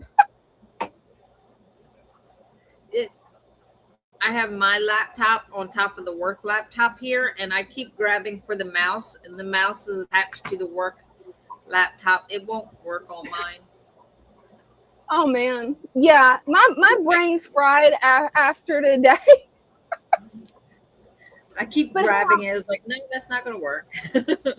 Right. Oh, Father Fish is actually here. Thank you so much, Lou. That's what I said. Father Fish said he will review your eulogy. I appreciate it because, yeah, I'm going for business after this. This is really like, it's a different level of hard. Like, this is a different level of hard. They can hand me coding and I would figure it out. This, I'm like, oh gosh. Something you thought you knew, and guess what? Well, this, I didn't expect this. I was expecting to learn like biblical cultures, like what the culture at the time of Jesus was or the time of Noah was, and the different languages. I was nerding out over that. Well, they removed the class that I wanted, moved that into the bachelor's degree program. And then it's basically like a basic knowledge class, which was fun. All the basic knowledge classes like astronomy, quantum physics, that was fun. But then when it got into the ministry part, it's the 2 instructors constantly fighting and telling you opposite things. And I'm like, what? No. So when it comes to taking a test, if they're fighting beings, they have a difference of opinion. Whose opinion is right when it comes to the test? Right. Wow. Well, I figured out a workaround with that. One of the beauty of having ADHD is you may not be able to focus, but you can pick up on small details that most people won't. I've learned their writing styles. And I'm like, oh, that's from one professor. Oh, that's from the other. Okay. I got you guys. And that's why I'll make like 80s to 100 on it. I'm passing it, but it drives me nuts. And then it's like I'm a nervous wreck after hearing them bicker back and forth. I'm like, why are you guys bickering over the Bible? That doesn't make sense to me. Like, it's the Bible. Like, it's about peace and love. And no. People have been doing it for years. Well, I've never seen anybody do this. Like, my grandpa, when he would talk about it, it was always calm with it, and nobody really thought about it. And then it's like I'm watching these guys, and I'm like, these are 2 ministers, and they're getting really heated, and I'm not sure what either one of them's saying. Can we just go back to, like, the golden rule and keep this simple here? Instead of arguing over, like, you can't eat this or you can't eat that. I'm like, okay, let's just go back to the golden rule. Back to the rule where I'm gonna eat what I want. You don't like it, don't look. Right. I think it was Paul that said that. I can't remember after today because I've had so much information. I've had 8 or 9 days worth of information crammed in my brain in the last 8 hours. Oh gosh. And then I found out when I got to the bottom, I'm like, oh, this will be easy. All I got to do is like write it and send it to the school. They're like, no, you got to send it to your mentor, get your mentor to tell you, ask the mentor this questions, get a survey on it, and then submit it. And I'm like, why do you guys keep changing stuff? Like, used to, like the last few things that I wrote, I just sent it in. They told me if it was good or bad. They would tell me how I could improve on it. But it was always essays. It wasn't like something that you're preparing to read to someone. And while I can do a live stream, I think I would like turn pale getting in front of actual people talking. Like, I know everybody hears actual people, but it's different, like being in a room by yourself versus like a bunch of people in an auditorium or a church. Like, either one, it's like, how? Yeah, that's way different. Yeah. Way different.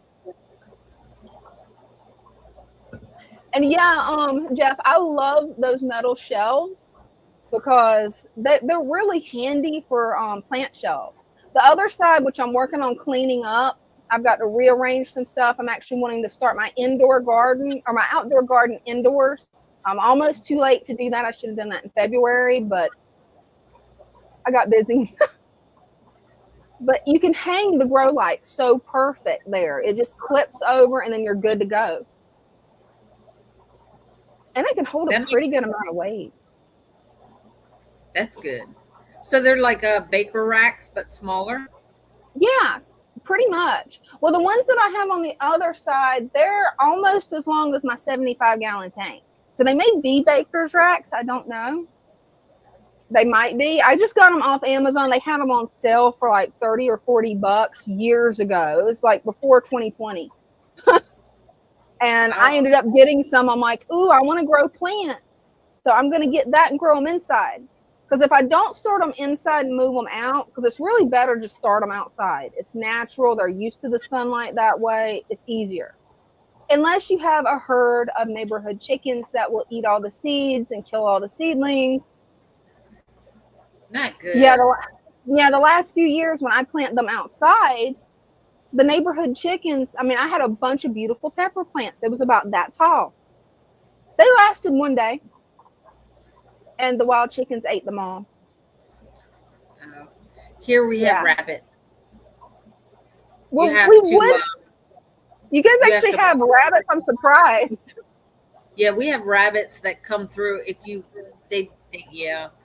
I tried to have like a garden like that. Yeah. You have to fence it in, but fence it so that the rabbits can't get to it. Otherwise, they come in and eat everything in the middle of the night. Oh, man. See, I've never had a problem with rabbits, but that's because, well, we have coyotes. So, yeah, we're lucky that we're surprised the neighborhood chickens make it. I think the only reason they make it is they get in the trees at night. Is it Jeff? Jeff says, okay, Christian. Are you calling Christian up? Yeah, he needs to come up, show his tanks. Oh, that'd be awesome. Always love seeing his tank. Didn't Jeff come up last night? So Christian gets to come up tonight. Hey, both can come up. I don't care. Yeah.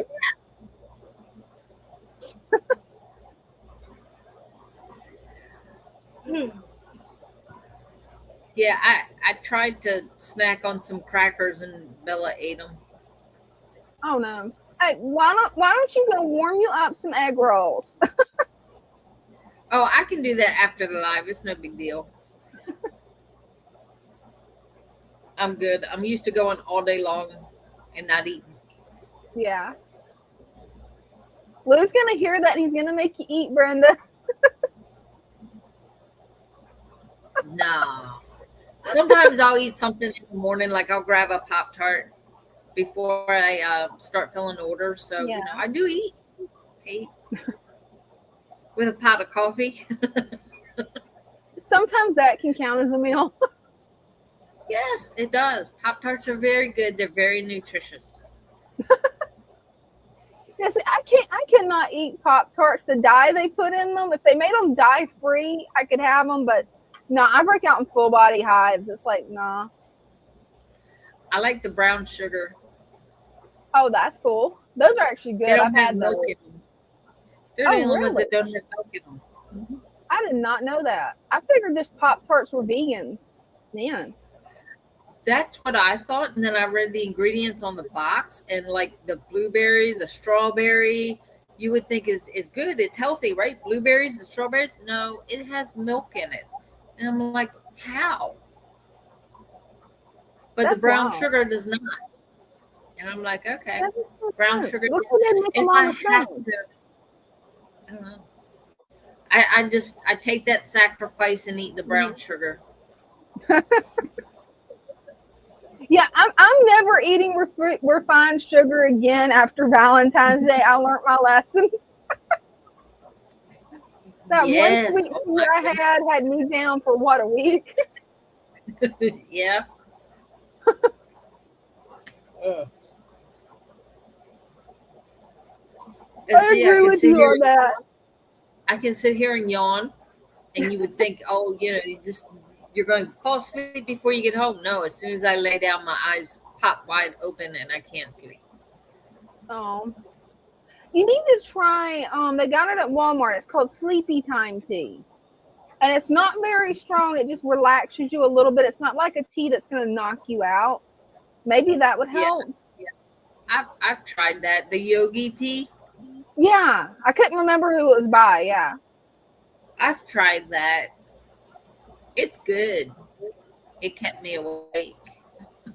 how is it you can drink that and stay awake, Brenda? I drank that with a little bit of honey in it, and yeah, I'm out. That's it. I don't know how you do that. I'm weird. But then again, you can drink coffee before bed and it'll wake you up or make you sleepy.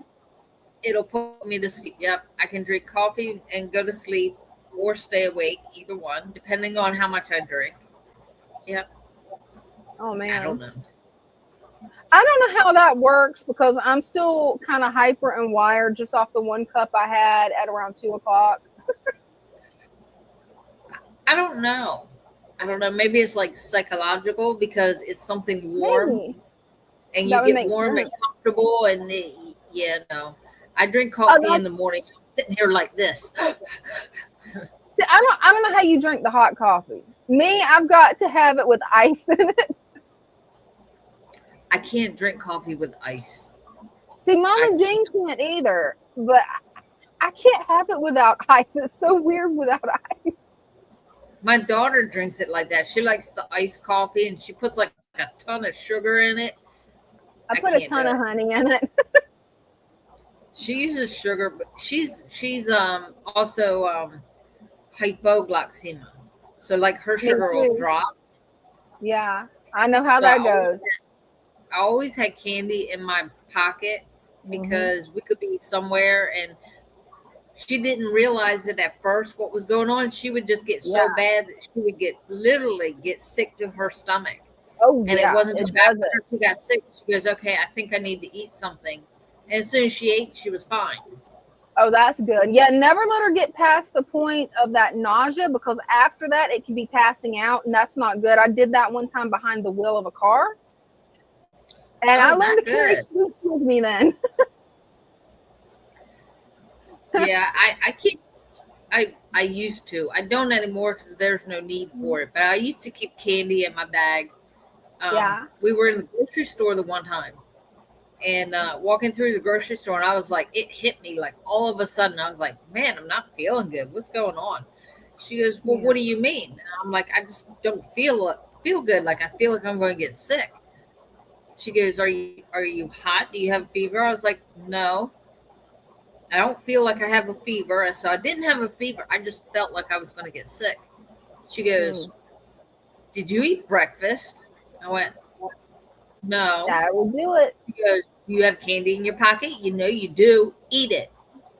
Right. Like, just like that. Eat it. And I went, okay. So I had one. I was like, that's not really helping. She goes, eat another one.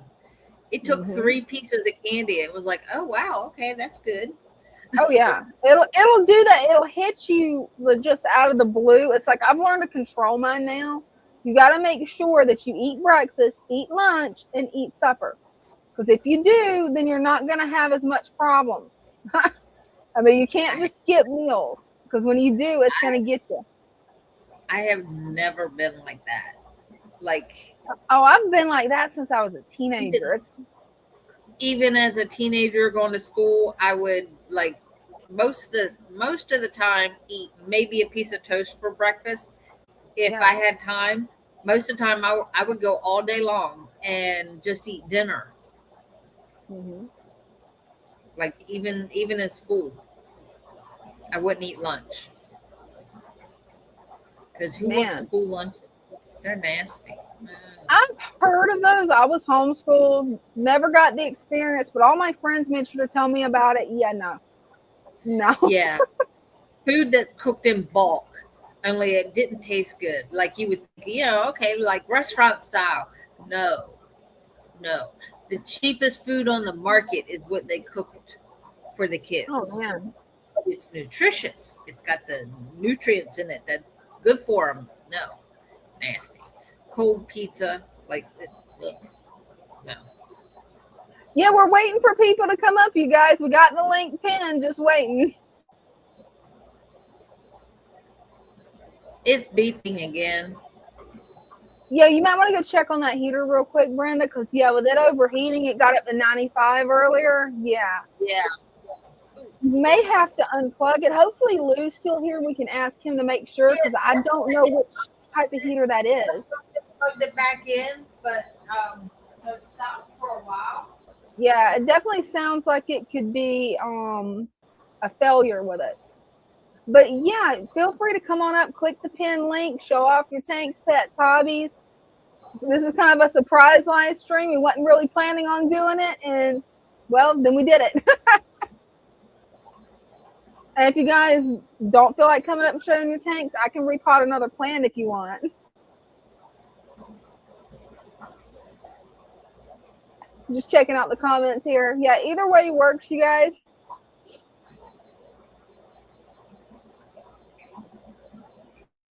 Jeff is still hanging out with us. Hey, you ought to come up and show your tank, Jeff. You ought to show it again. That tank is gorgeous. And Polar Bear, you're welcome to come up too. And thank you so much on this, Lou. I really appreciate it. Yeah, my brain's just a little bit fried from studying today. It's like all day today I've been studying. But I'm catching up. I did 8 days, 9 days worth of work in one day. So I'm getting there. It's just a matter of getting through it. But only got 2 courses left, and then I am finished.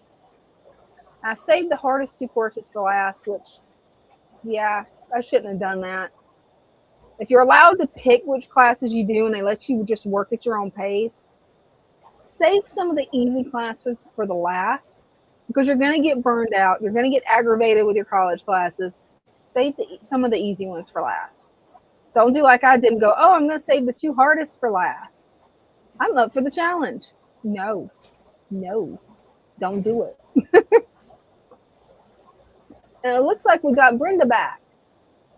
I'm Hey. back. Yeah, reading 93. It was only set on 86, but it was reading 93, so it was reading high. Ooh, I don't know. Yeah, that sounds like it could be having an overheating malfunction. But there's one of those other thermometers that just like sits on the thing, you know, with the like the little mercury thermometer, and that's reading 80. I would go by the mercury thermometer every time over a digital one. I've played around with both, and the one that's the real thermometer, the mercury one, just has a better accuracy. I mean, a hardcore better 80, accuracy. but the water is really, really warm. So I don't know, but it works for a while. Like when you unplug it and plug it back in, it stops the beeping, and then I just reset it. Oh yeah. So how long did that take? Like a half hour? Yeah, it took about a half hour for it to act up again. Hey, welcome, Greg. Nice that you can make it. And hey, that's really understandable, Christian. You know, when it's difficult days, sometimes you just need to de-stress, decompensate. That's more than understandable. I think that's one of the reasons why me and Brenda's on the live stream right now is because it helps us decompensate. We have a lot of fun laughing, playing, and we both had hard days. So, and it's fun taking it out on chairs. You just love picking on chairs, and chairs loves picking on you too. Oh my gosh, sometimes you guys work so hard that all I could do is hold my stomach and go, okay, this is a good ab workout. It's ab day. It's Wednesday. That means it's ab day. If we didn't pick, you would think we didn't care. That is true. You got a point. And it would make for a very boring live stream. You got to break the monotony with some jokes, right? Right. Even if sometimes you have to explain the jokes after the live to me because I'm just like, meow. And yeah, that'll work. Yeah. That works.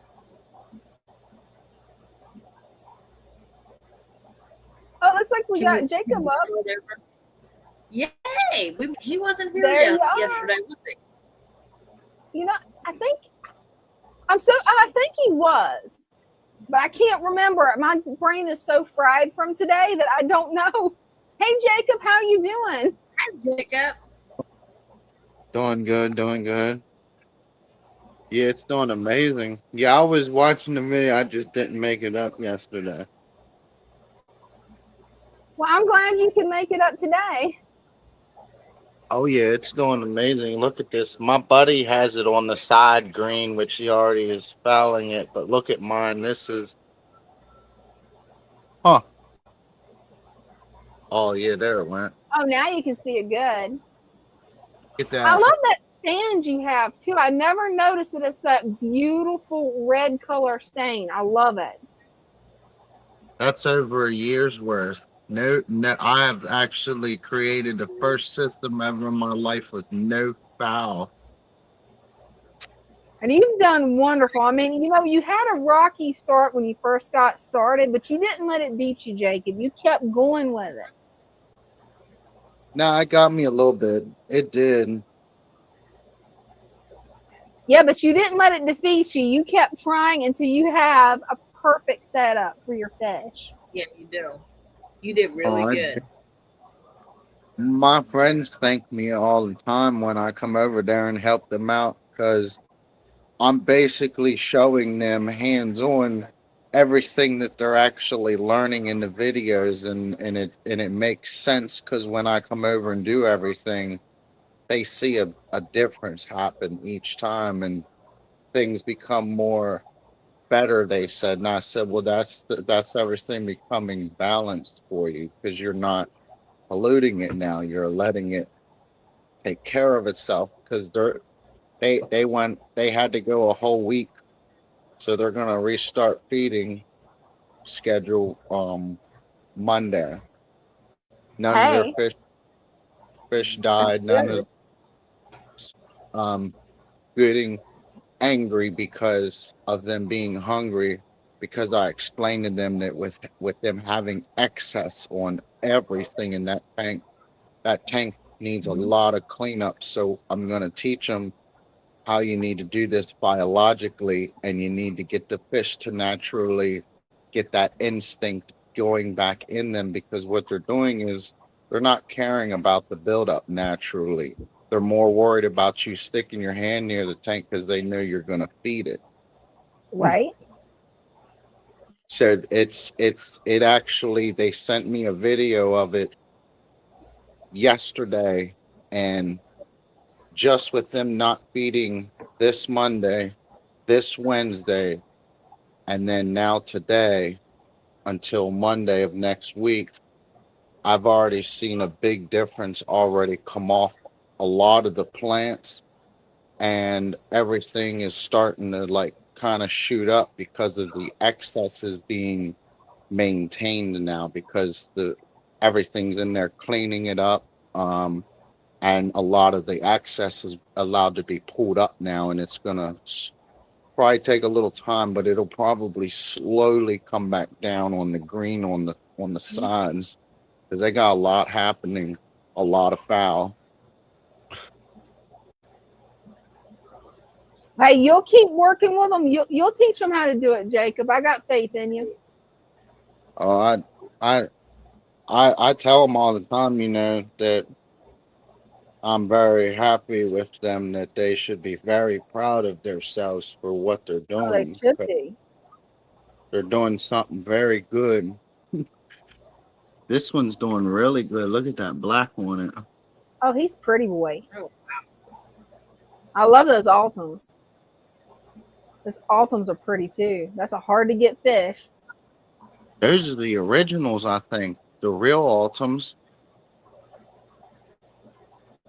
Yeah, they may be the original. That would be a good question for Father Fish, because I don't know what the original angelfish was. We've seen so many angels. At one point, Father Fish did tell me, but I cannot remember for the life of me what the name of it is. Can you, Brenda? I have no idea. That's a pretty fish. Love that pink Yeah. one that's hiding in the back too. Right? That tide. They're doing so good. I mean, you can see the tannins from above, but then when you look to the side, it's like crystal clear. Right? It's amazing, isn't it? And then I made a video so I could show my friend, because that way he can understand that with the amount of food that he's putting into his tank constantly, it could be a reason why it's constantly fouling. And then I found out why he actually did get a lot of excess growth of algae, like a lot of the bad. I Yeah, what didn't know, happened?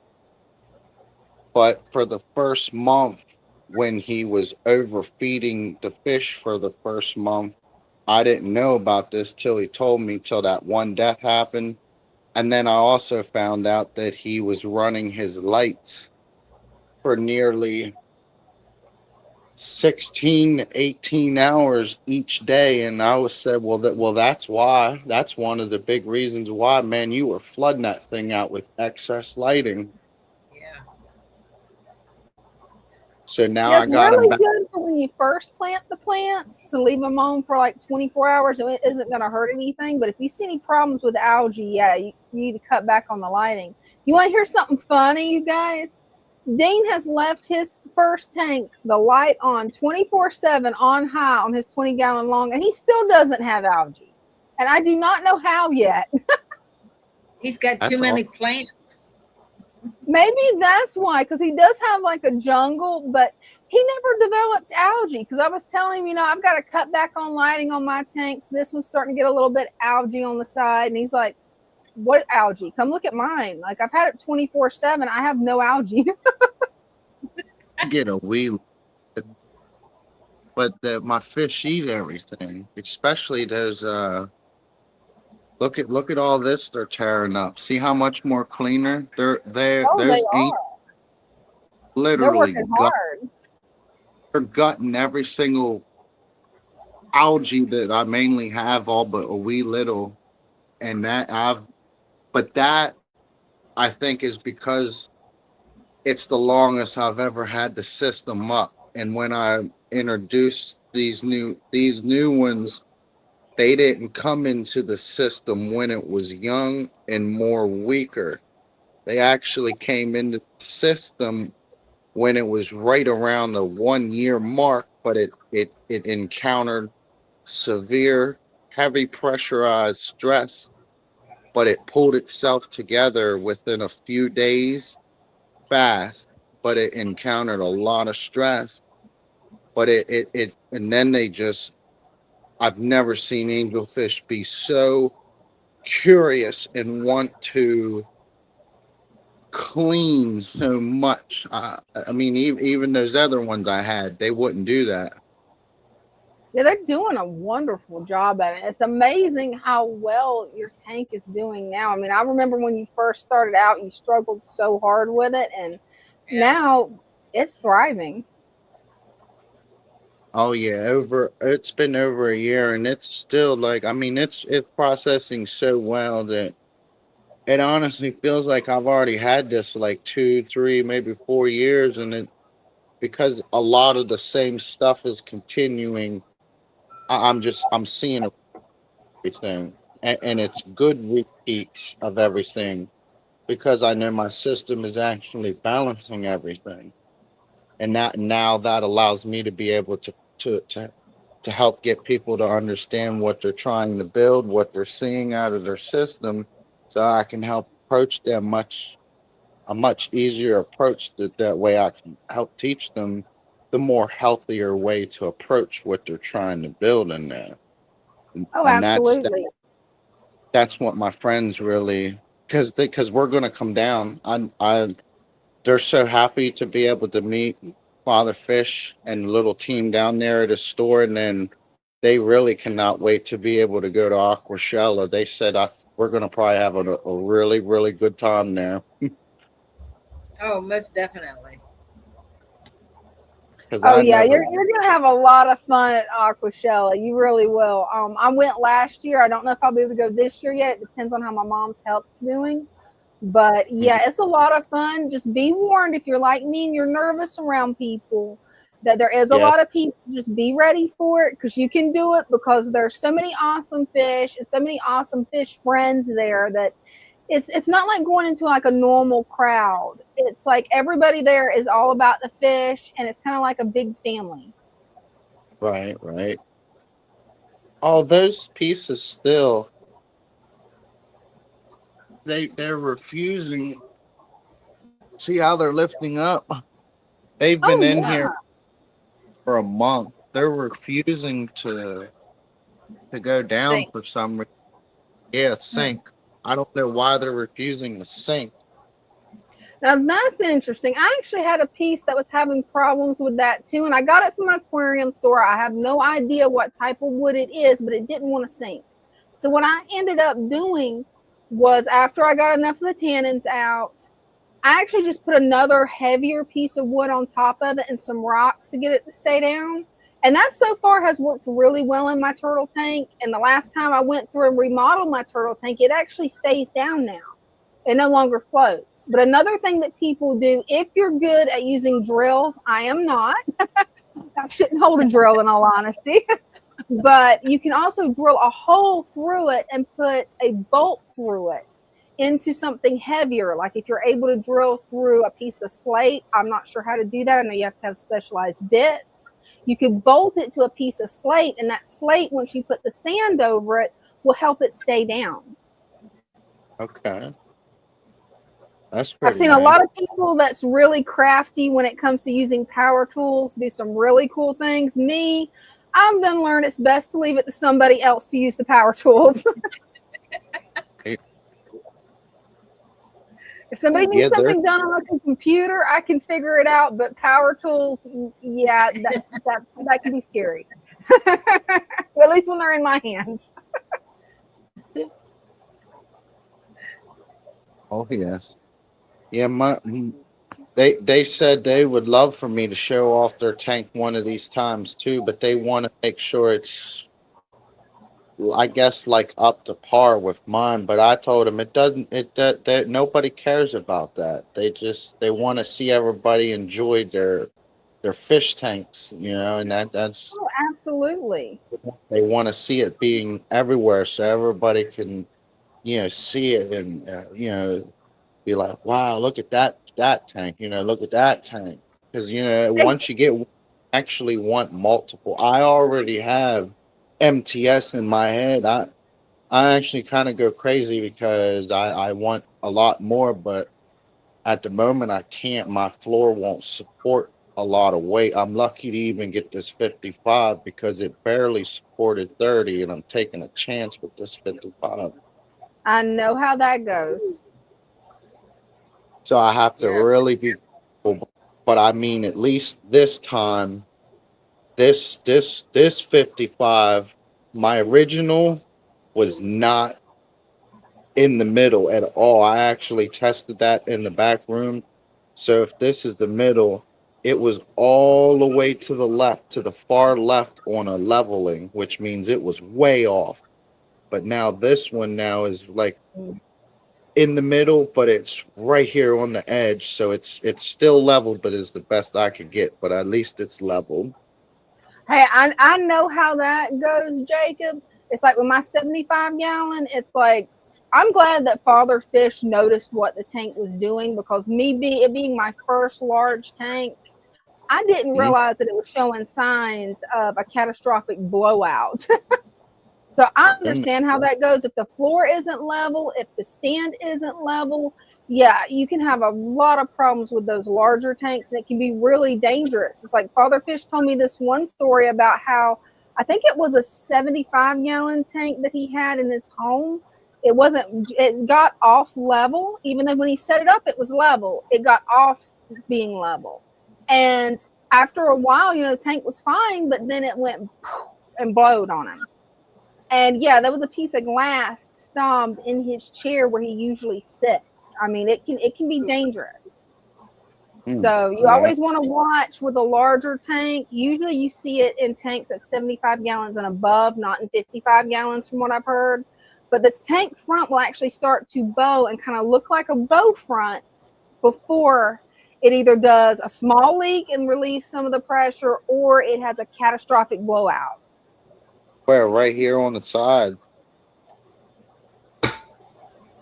Well, where mine started leaking, I'm kind of glad where mine started leaking at. It started leaking about 12 inches above the bottom of the tank. And it was just a couple of little drops, and the front started bowing. And I asked Father Fish about it, and he's like, oh, you need to drain that tank immediately.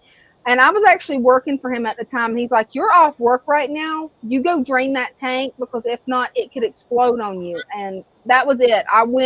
I got all the buckets I could find, and I'm like, yeah, I need to drain this, because if I don't, this can be dangerous. And then he told me how dangerous, and I had no clue. I knew it was unlevel, but I didn't think it really was that unlevel. It was only, I think, about a half an inch unlevel on one side. So there was like a half an inch space at the top. And he said, yeah, you got to be really careful. And we never could figure out if it was the floor or if it was the stand, but it actually shifted my house, the weight of that tank, where my door to my fish room wouldn't close. And now it's shifted back where I can close it. So I'm glad of that. But yeah, you always want to just be careful, watch your surroundings with it, especially when you're in a predicament of, will my floor hold this tank, or will the stand hold this tank? Either one, because you want to watch how the water shifts day by day, and you want to notice how your floor is doing and how your door closes. Because you definitely want to be, it's better to be safe than sorry on it. Just keep an eye on it. And thank you so much, Greg, for the donation. Thanks. Oh, Christian, you're going to be excited over this, Jacob. No, hold on a second. I got the wrong one. It's Greg that is getting. Greg is getting mud skippers in. And flagfish. And flagfish. I always wanted to try mud skippers, but I never see them for sale anywhere. And I'm still on a tank ban for a little while because I ran out of room. Those ones you do all mud with a mud skipper, wouldn't you? All mud? Well, from what I've researched, because I was really wanting to get them, and I never even ended up presenting this to my husband yet, because I realized it's a little more difficult than I thought. One, I've got to have a pretty large tank for them. Two, you want to have a special consistency of mud. I don't remember the exact consistency because it's been a few months since I looked it up. But you want to have it mainly mud with little pockets of water that's a few inches deep where they can go get wet, and then they can actually tunnel through the mud. It's pretty difficult, in my opinion. I'm used to keeping guppies, but I think the mud skippers are just so cute. They're so weird. Like, you don't expect a fish to come on land. It's so weird. I love them. So what, they are considered a fish? Amphibious?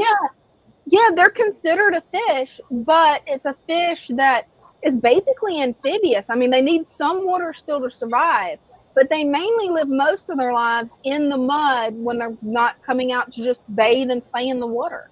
Because they mainly eat and breed, from what I've heard, in the water. And then they'll like raise the young in the tunnels and actually live in the tunnels. It's really cool. Huh. That is awesome. But they're very expensive, and at least the ones that I found was very expensive. At least to me, they was like $65 to $85 for the little tiny baby ones. And you have to make sure that you have the right amount of them. There has to be at least 2 of them, from what I've heard. And there's a lot of work to them, from what I've heard. I don't know for certain. It was just off a YouTube video I was watching. I'm sure Greg would be able to tell you more about them, but they really are a fascinating fish. I mean, they're really cool to watch. Earlier, I'd just seen a short about somebody having some mud skippers. That's why I was like, oh, wow. Yeah, the other day between lectures for my college classes, it's like I like to take breaks and just let anything random that comes up on YouTube come up where I don't have to think. Just something random. And that's what come up with this guy was giving this tour of a fish shop, and they had this huge 200-gallon tank filled with mud skippers. And he was talking about the care for them and everything about them. And I'm like, yeah, I'm kind of glad that I didn't get those because I don't think I'm qualified yet for mud skippers. With the clown loaches, are they shy? I've never actually kept clown loaches, but the friends that I have that have clown loaches, theirs was shy. That doesn't mean all of them shy. Brenda, do you guys keep clown loaches at the shop? I think so. I don't see them. Yeah, they're probably like my friends and shy. That gourami tank had a loach in it. I didn't even know it till I was pulling plants, and he came out with a plant.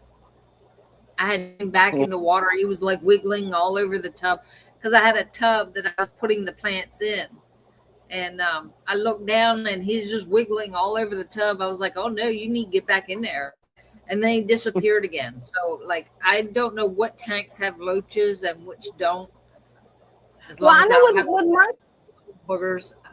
The only loaches I have is coolie loaches, and the only time I'm going to see them is if I wake up in the middle of the night at like 2 o'clock and go check on my fish, because I have a tendency that if I wake up then I'll just go to my fish room and look around and be like, okay, how you guys doing? Oh, wow. That they've gotten, they're getting a lot more shyer in this tank, but they're probably I would say all but as long as my shark. Oh wow, that's awesome. I don't think they're gonna get 5 inches. I don't think. I think I've done stunted them because that they will require a really large tank. I didn't know that when I got them. It's a possibility they may play catch up though. You never know. Hopefully, well, they look healthy and happy. Oh yeah, you'll know when they get hammered because they're one of the ones that's it's something to do with their slime coat. It really doesn't develop as good as like on a fish, and they'll get hammered, especially with it, real fast. I found out real fast. Oh man. Well, at least you know the good trick for getting rid of ick. I'm so glad Father Fish taught us that. Right? I haven't had that issue in years. And then even with my friends' tank, with them starting a brand new tank and not really knowing what they're doing, causing excess things to come in and develop partial into the system early, still no development of no bad parasites, nothing wrong. And see, I'm glad that they're not experiencing early on something negative, but the chances of that is really rare for that to occur because of the things that I showed them that they have allowed to occur constantly, and what they're doing on a few times out of a month on a basis to help that tank. The chances of things really going sour, it's just being patient and taking time and dedicate a little time to it and just watch it. Make sure everything's going good on it. The key is that you sit there, you observe your fish tank. That's your time to bring nature into your home and really enjoy it. You're gonna love this comment, Jacob. I had forgotten that Greg, the guppy guy, actually had 3 of those cute little mud skippers. I'd forgotten about that. And he says that they stay out of the water more than in, and they play King of the Hill all day. Very entertaining. I remember now when he came up and showed those. Oh, well, we've got Greg waiting to come up.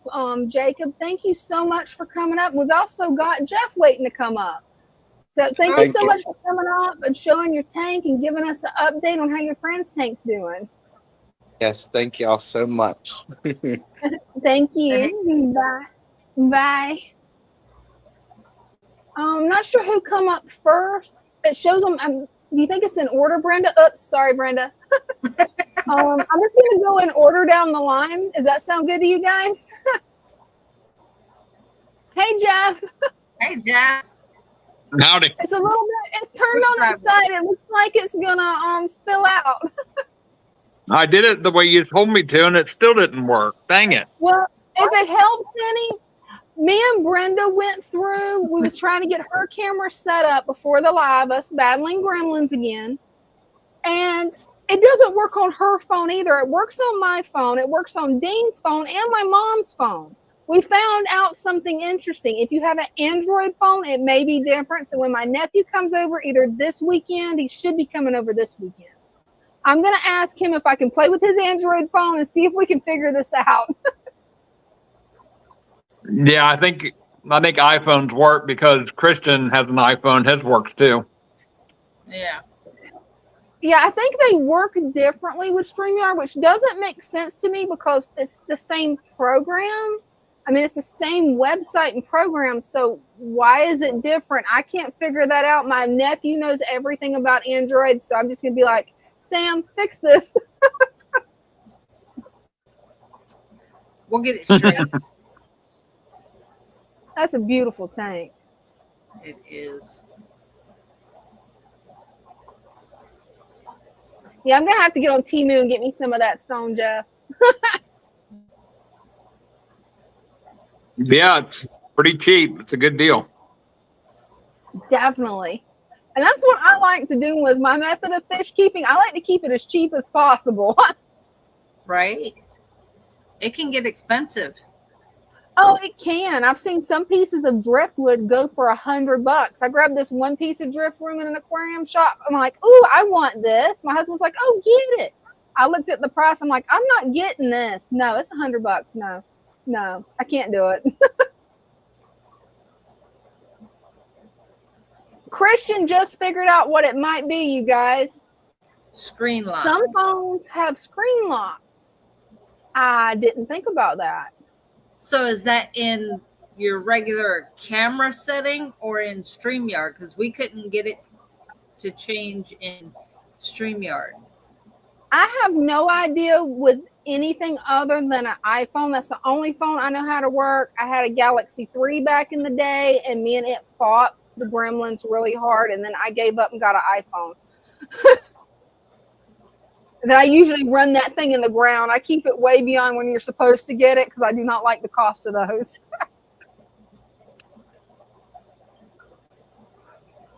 That tank is beautiful. Well, I love the way you got that hardscape. That I've got to do that. Well, thank you so much, Jeff, for coming up. I'm going to get Greg up real quick because you guys come up at the same time. So I want to make sure he gets a chance to show you his tanks too. Yeah, not a problem at all. I just wanted to see if I could get it to go landscape. Yeah, we're gonna figure this out, Jeff. I'm gonna talk to my nephew because he knows about Android. There has to be a way to do it because on my phone, I hate to say this, but this is the phone I got last year. I have not seen anything where it locks the screen on it. But then again, I don't mess with the settings usually. I just use it straight out of the box. I don't play with the settings. The only things I play with the settings with is usually StreamYard to try to get it to work. And for me, it's working great. I can just turn my phone and it does it. It's like I was showing Brenda and her phone, it would not turn no matter what she did. She did front camera. She did back camera. She went into every setting she could find before the live stream and it never would go full screen. It's so strange. And I bet it's like Christian said, it's going to be something to do with the screen lock. But where the screen lock would be on an Android, it's been over a decade since I've used the Android phone, and they've changed things so much that I have no clue where it would be. We got to Google it. Right? I'm just going to sick my nephew that's in his 20s on this and be like, okay, kid, come here. You need to fix this. Fix this. And then knowing him, it'll take him 2 seconds. Oh, this is how you do it, Dina. Okay, let me record you doing this where everybody can see how to do it. That's going to be the hard part, is getting him to let me record it. He'll probably hand me his phone and get me to do it because he does not like being on camera. Yeah. Yeah, he's a little bit camera shy, and I told him, it's like, you don't have to be camera shy. And he's like, oh no, I do not get online. And I'm like, okay, you don't have to get online. Yeah, I was pretty shy, but I kept being forced, so I had to come up Wednesday. You know, that's a good thing though, because you was able to push through that fear. At one time I was scared to death of the camera, and Father Fish got me over that really quick. Especially when the first time I went live with him was with another big YouTuber, and I'm like, oh no, I was scared to death. But it made it where now it's like I have no problem being on camera whatsoever, so it helped. All right, well, let's see what Greg has. All right, thank you so much, Jeff. Appreciate you. No problem. Bye-bye. Bye. And now we got Jeff up. There you go. So, hopefully I timed that out right and you wasn't waiting too long, because I'm trying to do what Father Fish told me, give everybody about 5 to 10 minutes, unless they're showing a whole bunch of tanks. Yeah. So that's me now, not Jeff? Yep, that's you now. Okay. All right. I love that piece of driftwood. Oh. Yeah, this is gonna be. I put in chat that I had a person I sold some fish to. They're gonna give me a 6 adult pearl scale blue angelfish. Good. I'm glad to see you getting back into it. This is a 75 gallon, and I'm trying to debate on whether to put them in this or to put Spanky in here. Oh, that's a hard call. You know, Spanky's my favorite fish in the whole entire universe. So I'm gonna be taking, a bunch of this bow out of here and moving it around to other tanks. But it's a little congested for angelfish, for adult angelfish for me. I don't like a really jungle type tank really, but this was sure enough one. well, hey, you just answered your own question right there. If your gut's telling you to put Spanky in there, put Spanky in there. I think Spanky's gonna probably go in there. Oh yeah, I think Spanky would be adorable in there, and it'd probably be an easier tank to manage. It's up off the ground, right? I'm sorry? It would be an easier tank to manage too, because with Spanky's being on the ground, if your knees are bad like mine, the ground tank, it doesn't get as much attention. Right. And the tank that Spanky's in is going to get redone, and it's going to have the mud skippers in it. Oh, that's going to be. Because it's lower, I can view them from the top, and they're never in the water. I mean, literally 90% of the time they're out of the water. See, I forgot that you had mud skippers. I got to ask you, because you've kept them. The video I watched of them talking about mud skippers made it sound like a total nightmare to keep them. Are they really that hard to keep, or is it just them making a video? I think that's them making a video. Maybe they're talking about wilds or something like that. I don't know. But the ones I got, I kept them in the same water I keep my angelfish in. I didn't do anything to it. And, okay, perfect. Because they had this big master test kit, which I'm scared to even touch, Greg. And they was testing everything, and I'm like, yeah, I don't think I can do that. This is my test kit right here. Right? The whole thing, all of it, everything. Oh yeah. Right? But, that's the best one.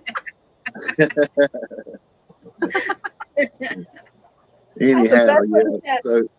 So I'm the tank that Spanky's in. He's getting moved out of that at least to a 55 gallon or this 75 gallon. I can't make up my mind yet. I think he would love that 75.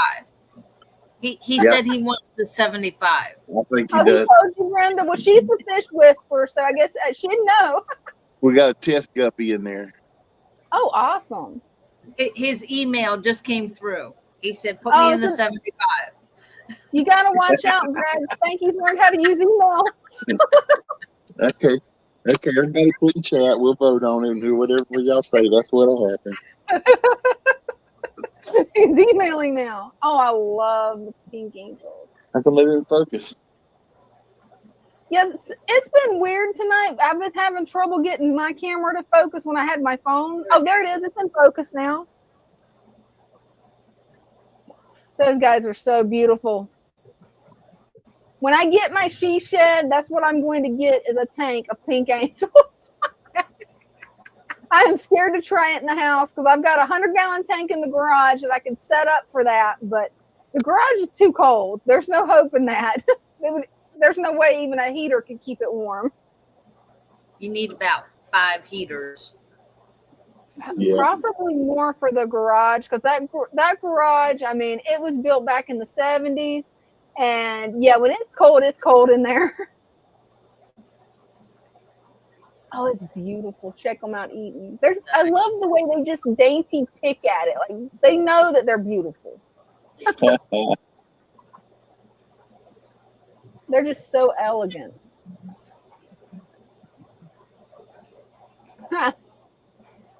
And that one's like, nope, that's my food. Right? Hopefully you'll be able to get back into breeding those guys, Greg, because they're so pretty. Yeah, the time of year is getting right. The full moon and everything. They've been picking around. It's just a matter of time before it happens. Now that brings up something really cool that I've got to ask you. Does the full moon actually affect their breeding cycle? Because I never thought about that. Yeah, I'm not going to say that it's 100%, but they're usually, I find my fish breed 3 days before or after a full moon. So within a 7-day period, basically. Oh wow, that's good to know. Yeah, and especially like angelfish, they can breed really fast. Some fish only, they're only going to breed a certain amount of times per year. Whereas if you keep the parameters right for for angelfish, and take the eggs from them every time they lay them, you can get them to lay eggs about every 2 weeks. Oh wow, that's even faster than guppies reproduce. You're feeding them good. If you're feeding them really good and you're changing the water good, and as soon as they lay the eggs, you pull the eggs. It ain't about 2 weeks, and they'll be ready to start laying again. That is awesome. That's just such a fun fish to raise because the transformation. I love how you and Christian both have showed like the transformations they go through. Because I'm mainly the only fish really I'm raising right now is guppies. I'm trying to get my rice fish to cooperate, but so far they're not. Yeah. And guppies have no real transformation except for color. You never know what color you're going to get if they're mutts. Right. Those guys. I got Stan, the man's going to get me back some of my guppies lines. I gave him probably some of every guppy line I had, and he still has them. And so when we can manage to rendezvous, he's gonna let me get some of my strains back. So that's a good thing. That's wonderful. I should be able to get back just about everything I had. Hey, I'm excited for you. I'm so amazed that you're able to overcome the loss that you took and get back into the hobby. That's awesome news. Yeah. Because you rock at fish breeding. You really do. So what's everybody saying? Is it definitely Spanky's tank or what? Hey, you guys, what do you think? Should the 75-gallon be Spanky's tank? Definitely got my vote for Spanky, but I'm biased because Spanky is my favorite fish. Right? It's like I'm eventually going to get me a Spanky. You were asked if you ate any of that 33 slab crappie yet. Fish fry. I'm sorry. Is that Jeff asked if you had any of that 33 slab crappie? Yeah. Have you had a fish fry? Not yet. That's this weekend. We're doing it this weekend. Oh, cool. Have fun. Yeah. They're gonna I'm gonna have a bunch of fish in my belly. There you go. Nothing wrong with that. But yeah, this is going to end up being the mud skipper tank where it can be viewed from the top. Oh, that'll be perfect for a mud skipper tank because you'll be able to actually see them. That's going to be awesome. I love that 30 long. I hate that they quit making those. Yeah. See, Spanky, he's all excited. Yeah, get a new tank. He is excited. Yeah, I get to stretch my legs. Wait till he gets in the larger tank. He's going to be like, ooh. He's going to get zoomies like a barb would. Right? Yeah. Never zoomies. Just the way he swims tickles me so much. Like, you can't look at Spanky and not smile. Like, they really should market Spanky as the cure for depression because, like, you look at Spanky and you're just going to smile. No doubt. Well, I'm going to get on out of here. I hate that Jeff got down quick because of me, but I'll get on out of here. I spent my 5 minutes. Like I said, I need to get out of here. Hey, we're never going to run anybody off. I only do that whenever there's 2 people up at once because I want to make sure that nobody leaves because a lot of times people, if they have to wait more, will be like, oh no, and they'll leave. Brenda will remember this. Remember on the Gong Show when they'd have that big hook that would come out on stage and snatch it? Yep. That's what's going to happen. Yeah. Especially for the really bad ones. They got gonged as soon as they came out. All right. Well, I'm gonna do my Gene the Dancing Machine routine and get out of here. Well, thank you so much, Greg, for coming up. And make sure to keep us updated. Hope to see you Wednesday. All right. Bye-bye. See you later. Bye. Definitely seen some nice tanks tonight. And I'm excited. Yeah. Hopefully Greg will decide to put Spanky in the 75-gallon because he's going to be so happy there. He needs to after I found the 75. He just right. The excitement was just like he was spazzing. I got to get in the 75. Well, you saw how he was switching that cute little tail of his. Like he was doing a little dance. Oh, it's okay. Yeah. Eventually, I'm going to get a large enough tank that I wouldn't mind breeding those. I don't know how hard it is to breed that variety of goldfish, but they're just so cute. But I've heard they can get pretty big, so it's like I don't want them to eat my guppies. I will have a different tank. Oh goodness, man.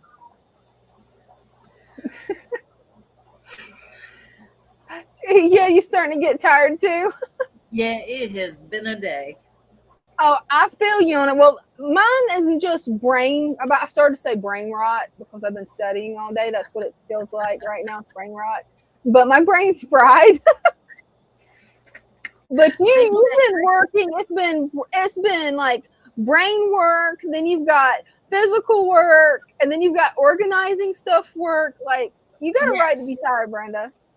When you say physical, yes, because when I did last night after everybody left and I came back with Bella is when I did that 60-gallon. So I brought it down halfway. I did that. I drained it, carried the buckets outside to dump them, came back. I did it like, I don't know, 3 or 4 times, full buckets of water. I did the same thing with this one, except for the last one. Because like I drained it, filled it, and then I had to drain it again because when I went to move the sand, I had to scoop most of the sand out because the substrate was like super thick. And so Father Fish told me, he goes, just take the net and scoop some of that sand out, about half of it. So I did, and I got down a little too far and the substrate started coming up and I went, oh crap. So it happens. I had to do another water change on it. When I and that's a lot to do. Like everybody thinks, oh, the water change is easy. Yeah, if you've got it where you can run it out a window, it's easy. Otherwise, you got to constantly carry those buckets, and depending on the size of the bucket, that can be 50 pounds. Those big, what are they? 5-gallon buckets, 10-gallon buckets? I don't know how big they are. They're big. 50 pounds. And when it's half full of sand, wet sand and water, and carrying it out, I'm gonna feel it tomorrow. My lower back is going to not be happy with me. Like I Yeah, don't and it feel won't. it yet. I don't feel it yet, but I know I will in the morning. I know. Brenda, it takes more trips, but to save your back, and I learned this the hard way. And I didn't get far with that 5-gallon bucket. I don't know how you can manage to carry it out of the building. I got down the hallway. My husband caught me, and he's like, "What you doing? What kind of mischief are you getting into now while I'm at work?" And I'm like, "Well, I'm doing like this tank. It looked weird. You know, the water wasn't right. This one tank, it was when I first started, back when I would do water changes. Because these now, I don't have to do water changes on them. Right. They're balanced. They're perfect. I don't have to worry." But it was a long time ago. It's about whenever I first started fish keeping. I think it was 2023 when I first started with the father fish method. And it was one of my other tanks. But yeah, I walk out with that bucket. He's like, no. So get one of the smaller buckets in Walmart. They're about $3. And I think it holds 2.5 gallons. It's like this big by this big. And save your back. That wouldn't work. That wouldn't work. Also, this tank, the 20-gallon one I redid, is up near the front of the store, and I was carrying it through down the hallway through the back door, and then all the way out to where the dumpster is, because it had sand in it. I had 2 buckets that had sand in it and water. Then the last time I filled the bucket, because Bryce, bless his heart, Bryce was busy when I was doing it because there was a customer here and he was working with them. But yeah, the last bucket that was full of water, I went to pick it up. I went to stand up, and he just like held his hand out, and I was like, "Yes, please, thank you." Yeah. Took the last bucket out, but yeah, let Bryce do it. Like he's probably all the time toting heavy stuff. But doesn't he mix the dirt? Like Bryce helps mix the dirt, right? Or is it not now? He'll help bag it when we need it bagged and Matthew's not here. Bryce will bag it, but now we have Matthew that does the dirt all the time, so that Bryce can help me. He's been helping me more with putting the plant packs together. Like we have however many different packs that need to be put together. Like I think it was Monday, we had 6 different kind. So I did 3, and while I was boxing those up, he did the other 3. And when I say 3, I mean like the small pack, the medium pack, the rooted pack, the large pack, the one that was on special, and there's another one. Oh, the stem pack. So there was like six different packs that had to be done. I think the smallest amount was like, I think it was stem plant. There was only 4. Or maybe it was the small, it was only 4 that had to be done. But yeah, we're talking multiples, like 20 of this kind and 10 of that kind. So yeah, when he does that while I'm boxing, then by the time he's done, I'm ready for those and I can box those. And it just goes so much faster that way. Oh, I bet it does. And we both today and yesterday, because Thursday and Fridays now we only ship plants out Monday through Wednesday. So Thursday and Friday is only dirt. So as soon as I get that done, like we only have 5 dirts to be sent out. We basically had the rest of the day to work on all these tanks, and working on them together, it goes by so much faster. Yeah, I bet it really helps to get everything done quicker. Working as a team, I mean, it's kind of like it's a corny statement, but it's a true statement. Teamwork makes the dream work. It does. And even Father Fish was like, I really like the way this is working out. Like things are getting done. Tanks are, they're clean. They're getting cleaned. Just not from the algae. Like we take the scrapers. If it needs a water change because of all the fish in it, or because like the cichlids decide they're going to dig. Yeah. Like monster tank, the pike is now like this big, and he's decided what to dig. And he's in there digging holes, and it's like, I'm going to catch you. And, but he's only like this big. So technically he's just a juvenile. You can't really do that with him yet. Some of them you just want to. You want to jump out? Right? I'm gonna see if it'll let me post the Father Fish link for anybody that's new to the stream. This is Father Fish's niece, Brenda, and she's actually talking about working in the Father Fish shop. Sometimes it'll let me post the links, but a lot of times it's got where it blocks me. So let's try it. It let me do it. The gremlins are appeased finally. Yeah. And we actually had someone looking at Richard over there today. Oh, good. Because, yeah, that fish wants to escape bad. He probably just needs to be in a tank by himself. I don't know. Or maybe it's just his personality. Anytime somebody walks up to the tank, he's like right there at the glass. Okay, are you going to lift the lid? Because I'm going to jump out. He has that. He's just eyeballing you the whole time. Escape artist. And some fish are like that. That's one of the reasons why it's like I always research them before I get them. I want fish that aren't jumpers and that are like, you know, nice and not spicy. I don't want spicy fish. Well, over here in one of the plant tubs, we have an arowana. He's only like this big. Well, we have one that is just like, what is that, like 4 inches maybe? Mm-hmm. And then we just got another one that's a little bit bigger than him. So there's 2 arowanas, a butterfly, and 2 leaf fish, which are really good. The leaf fish are so cool. That one has a lid, and it only gets lifted to throw guppies in there. Yeah. And then the tub underneath. That's the reason I'm scared of keeping those fish. I'm like, oh no, they'll eat my guppies. Right? They do. We get the special feeder guppies for them, and the tub right directly underneath of them, we have 2 dragon gobies. Ooh, that's cool. So I think also Father Fish wants to get them in a tank, so we're trying to figure out where to put what fish so we can get, you know. Oh, I can't wait to see those guys in a tank. I don't know if he's going to put them in there or put them in a tank, but yeah, they were really cool the last time we had them. Yeah, you guys always get like the coolest fish in the fish shop. It's always something that I have never heard of, and I'm like, okay, let me see. Brenda, send me pictures before the stream. I want to see. Oh, it's going to be fun trying to get them out of that tub because it is also it was full of plants. Oh, so that's going to make it fun. 2 dragon gobies that are like this big without getting.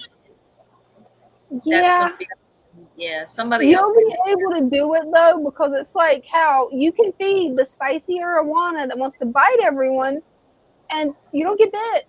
You're the fish whisperer. I think it's just because I'm a little bit quicker with throwing the shrimp in there. I like lift the lid and throw it. You keep telling yourself that you're the fish whisperer. I already know your secret, Brenda. I already know it.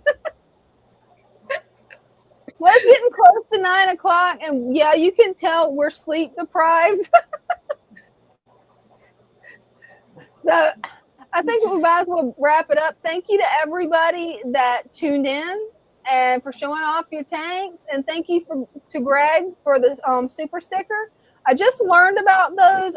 Originally, it had been automatically turned on YouTube, and then something happened with my monetization, and they demonetized me, then remonetized me, and it reset everything. And then I get an email 3 months later from YouTube, oh, you need to go in and turn all this on. And I'm like, what? Okay, what? I'm like, what is this? That you just didn't tell me about this stuff at the first start of it, but hey. I do have a poll in my YouTube channel under posts about where we can start a community. So far, having a members only YouTube channel is working. I'm gonna have to research each one of these things. The options are a Facebook group, a Discord group, or a members only channel. So it will take me a little bit of time to set it up because I've got to research it. I want to set it up right. Brenda will be live Sunday night at what time? 6 with Megan. Father Fish will be on Tuesday night at 7. And then we'll be back Wednesday at 7 for more Random And There's something else. Wasn't Is there that a sale all at the speaking shop? again? Was there a sale at the shop still? Was that it? Do what? Was you guys having a sale at the shop, or was that an old email that I was looking through? Because I forgot to look at the dates on my emails. I have no idea what's on sale starting today. I don't think I talked to Megan about that. I wonder if I can go on my computer and go to it and if it'll tell me. I don't know if it'll tell me, but I can look. We had other dramas going on. But Sunday night, don't forget to set your clocks forward. Oh, is it that time already? Yes, it is. I did not realize that. Now, don't forget, you have to wake up at 2 o'clock in the morning to set it forward. I really hope that it just automatically does it on my phone. Yes. The phones, the computers, they'll automatically do it. But if you have clocks so the clock in the living room, don't go by it until we get a ladder, climb up there and take it down and reset it. There you go. Regular clocks, or even on your stove or microwave, they will not automatically reset. You'll have to reset them. And you can do it the night before, like Sunday when you go to bed. Yeah. You can do it then. Or is it Saturday night? Saturday night when you go to bed, because it'll be Sunday. Oh, yeah. It's all good. Everybody already knows we're sleep deprived and our brains are fried. I tried to pull it up on the site, and it's still saying that it still has the old sale on it. That ends for March 5th. So that's you looking down here? No, that was yesterday. That was yesterday. So keep a lookout. There's supposed to be a new sale either today or it might be tomorrow. I don't know. That's how crazy it's been. I forgot about the sale. Sorry. Hey, it's no problem. They can always check out the link and check it out. Thank you so much, Brenda, for the live stream tonight. It's been a blast. It has been a blast. I will check with Megan and we will have something. We will tell you on tomorrow night's live, and if we have something on sale, I'll make sure. I have to crack the whip on her sometimes. I have to crack the whip and make sure. You sound just like Lou on that. That's one of Lou's favorite statements. I haven't heard that in a while. Crack the whip? Yeah. The first time I heard Lou say that, I couldn't quit laughing, and I was looking so weird on live stream because I'm trying not to laugh. I wasn't comfortable with anybody seeing me laugh yet, so I'm like,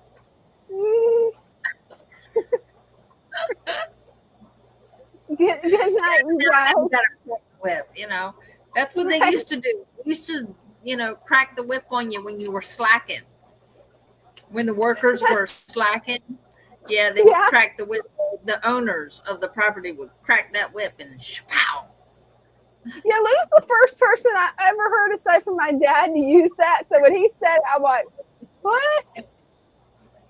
Love you guys. Should we even try to say mischief managed at the same time, or you think we're too sleep deprived? No, let's do it. We might get it straight this time. That would be funny. The second time we've actually got it straight. Okay, ready? 1, 2, 3. Mischief.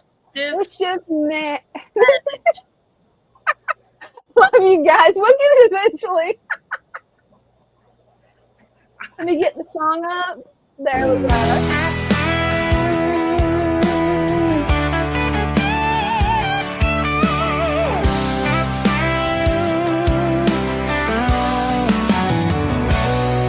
In the stillness of the water, where the lilies sway, driftwood whispers secrets of the life at play. Colors dance like fireflies in a summer night. Nature's harmony glowing, everything feels right. Why chase those fancy labels, all that price and fuss, when nature does the magic? It's all about the trust. Swamp embrace, where the water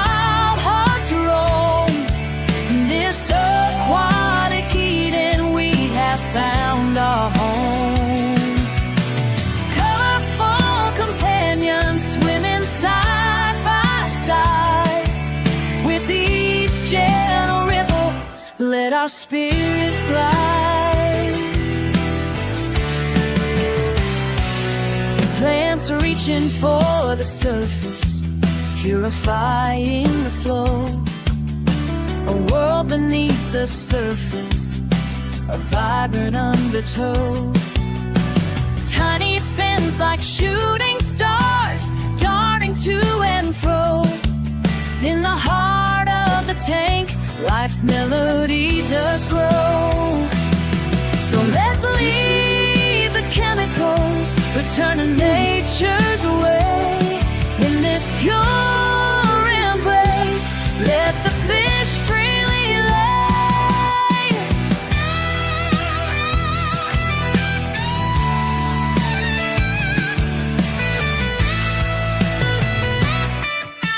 Swamp embrace, where the wild hearts roam. In this aquatic Eden, we have found our home. Colorful companions swimming side by side. With each gentle ripple, let our spirits glide.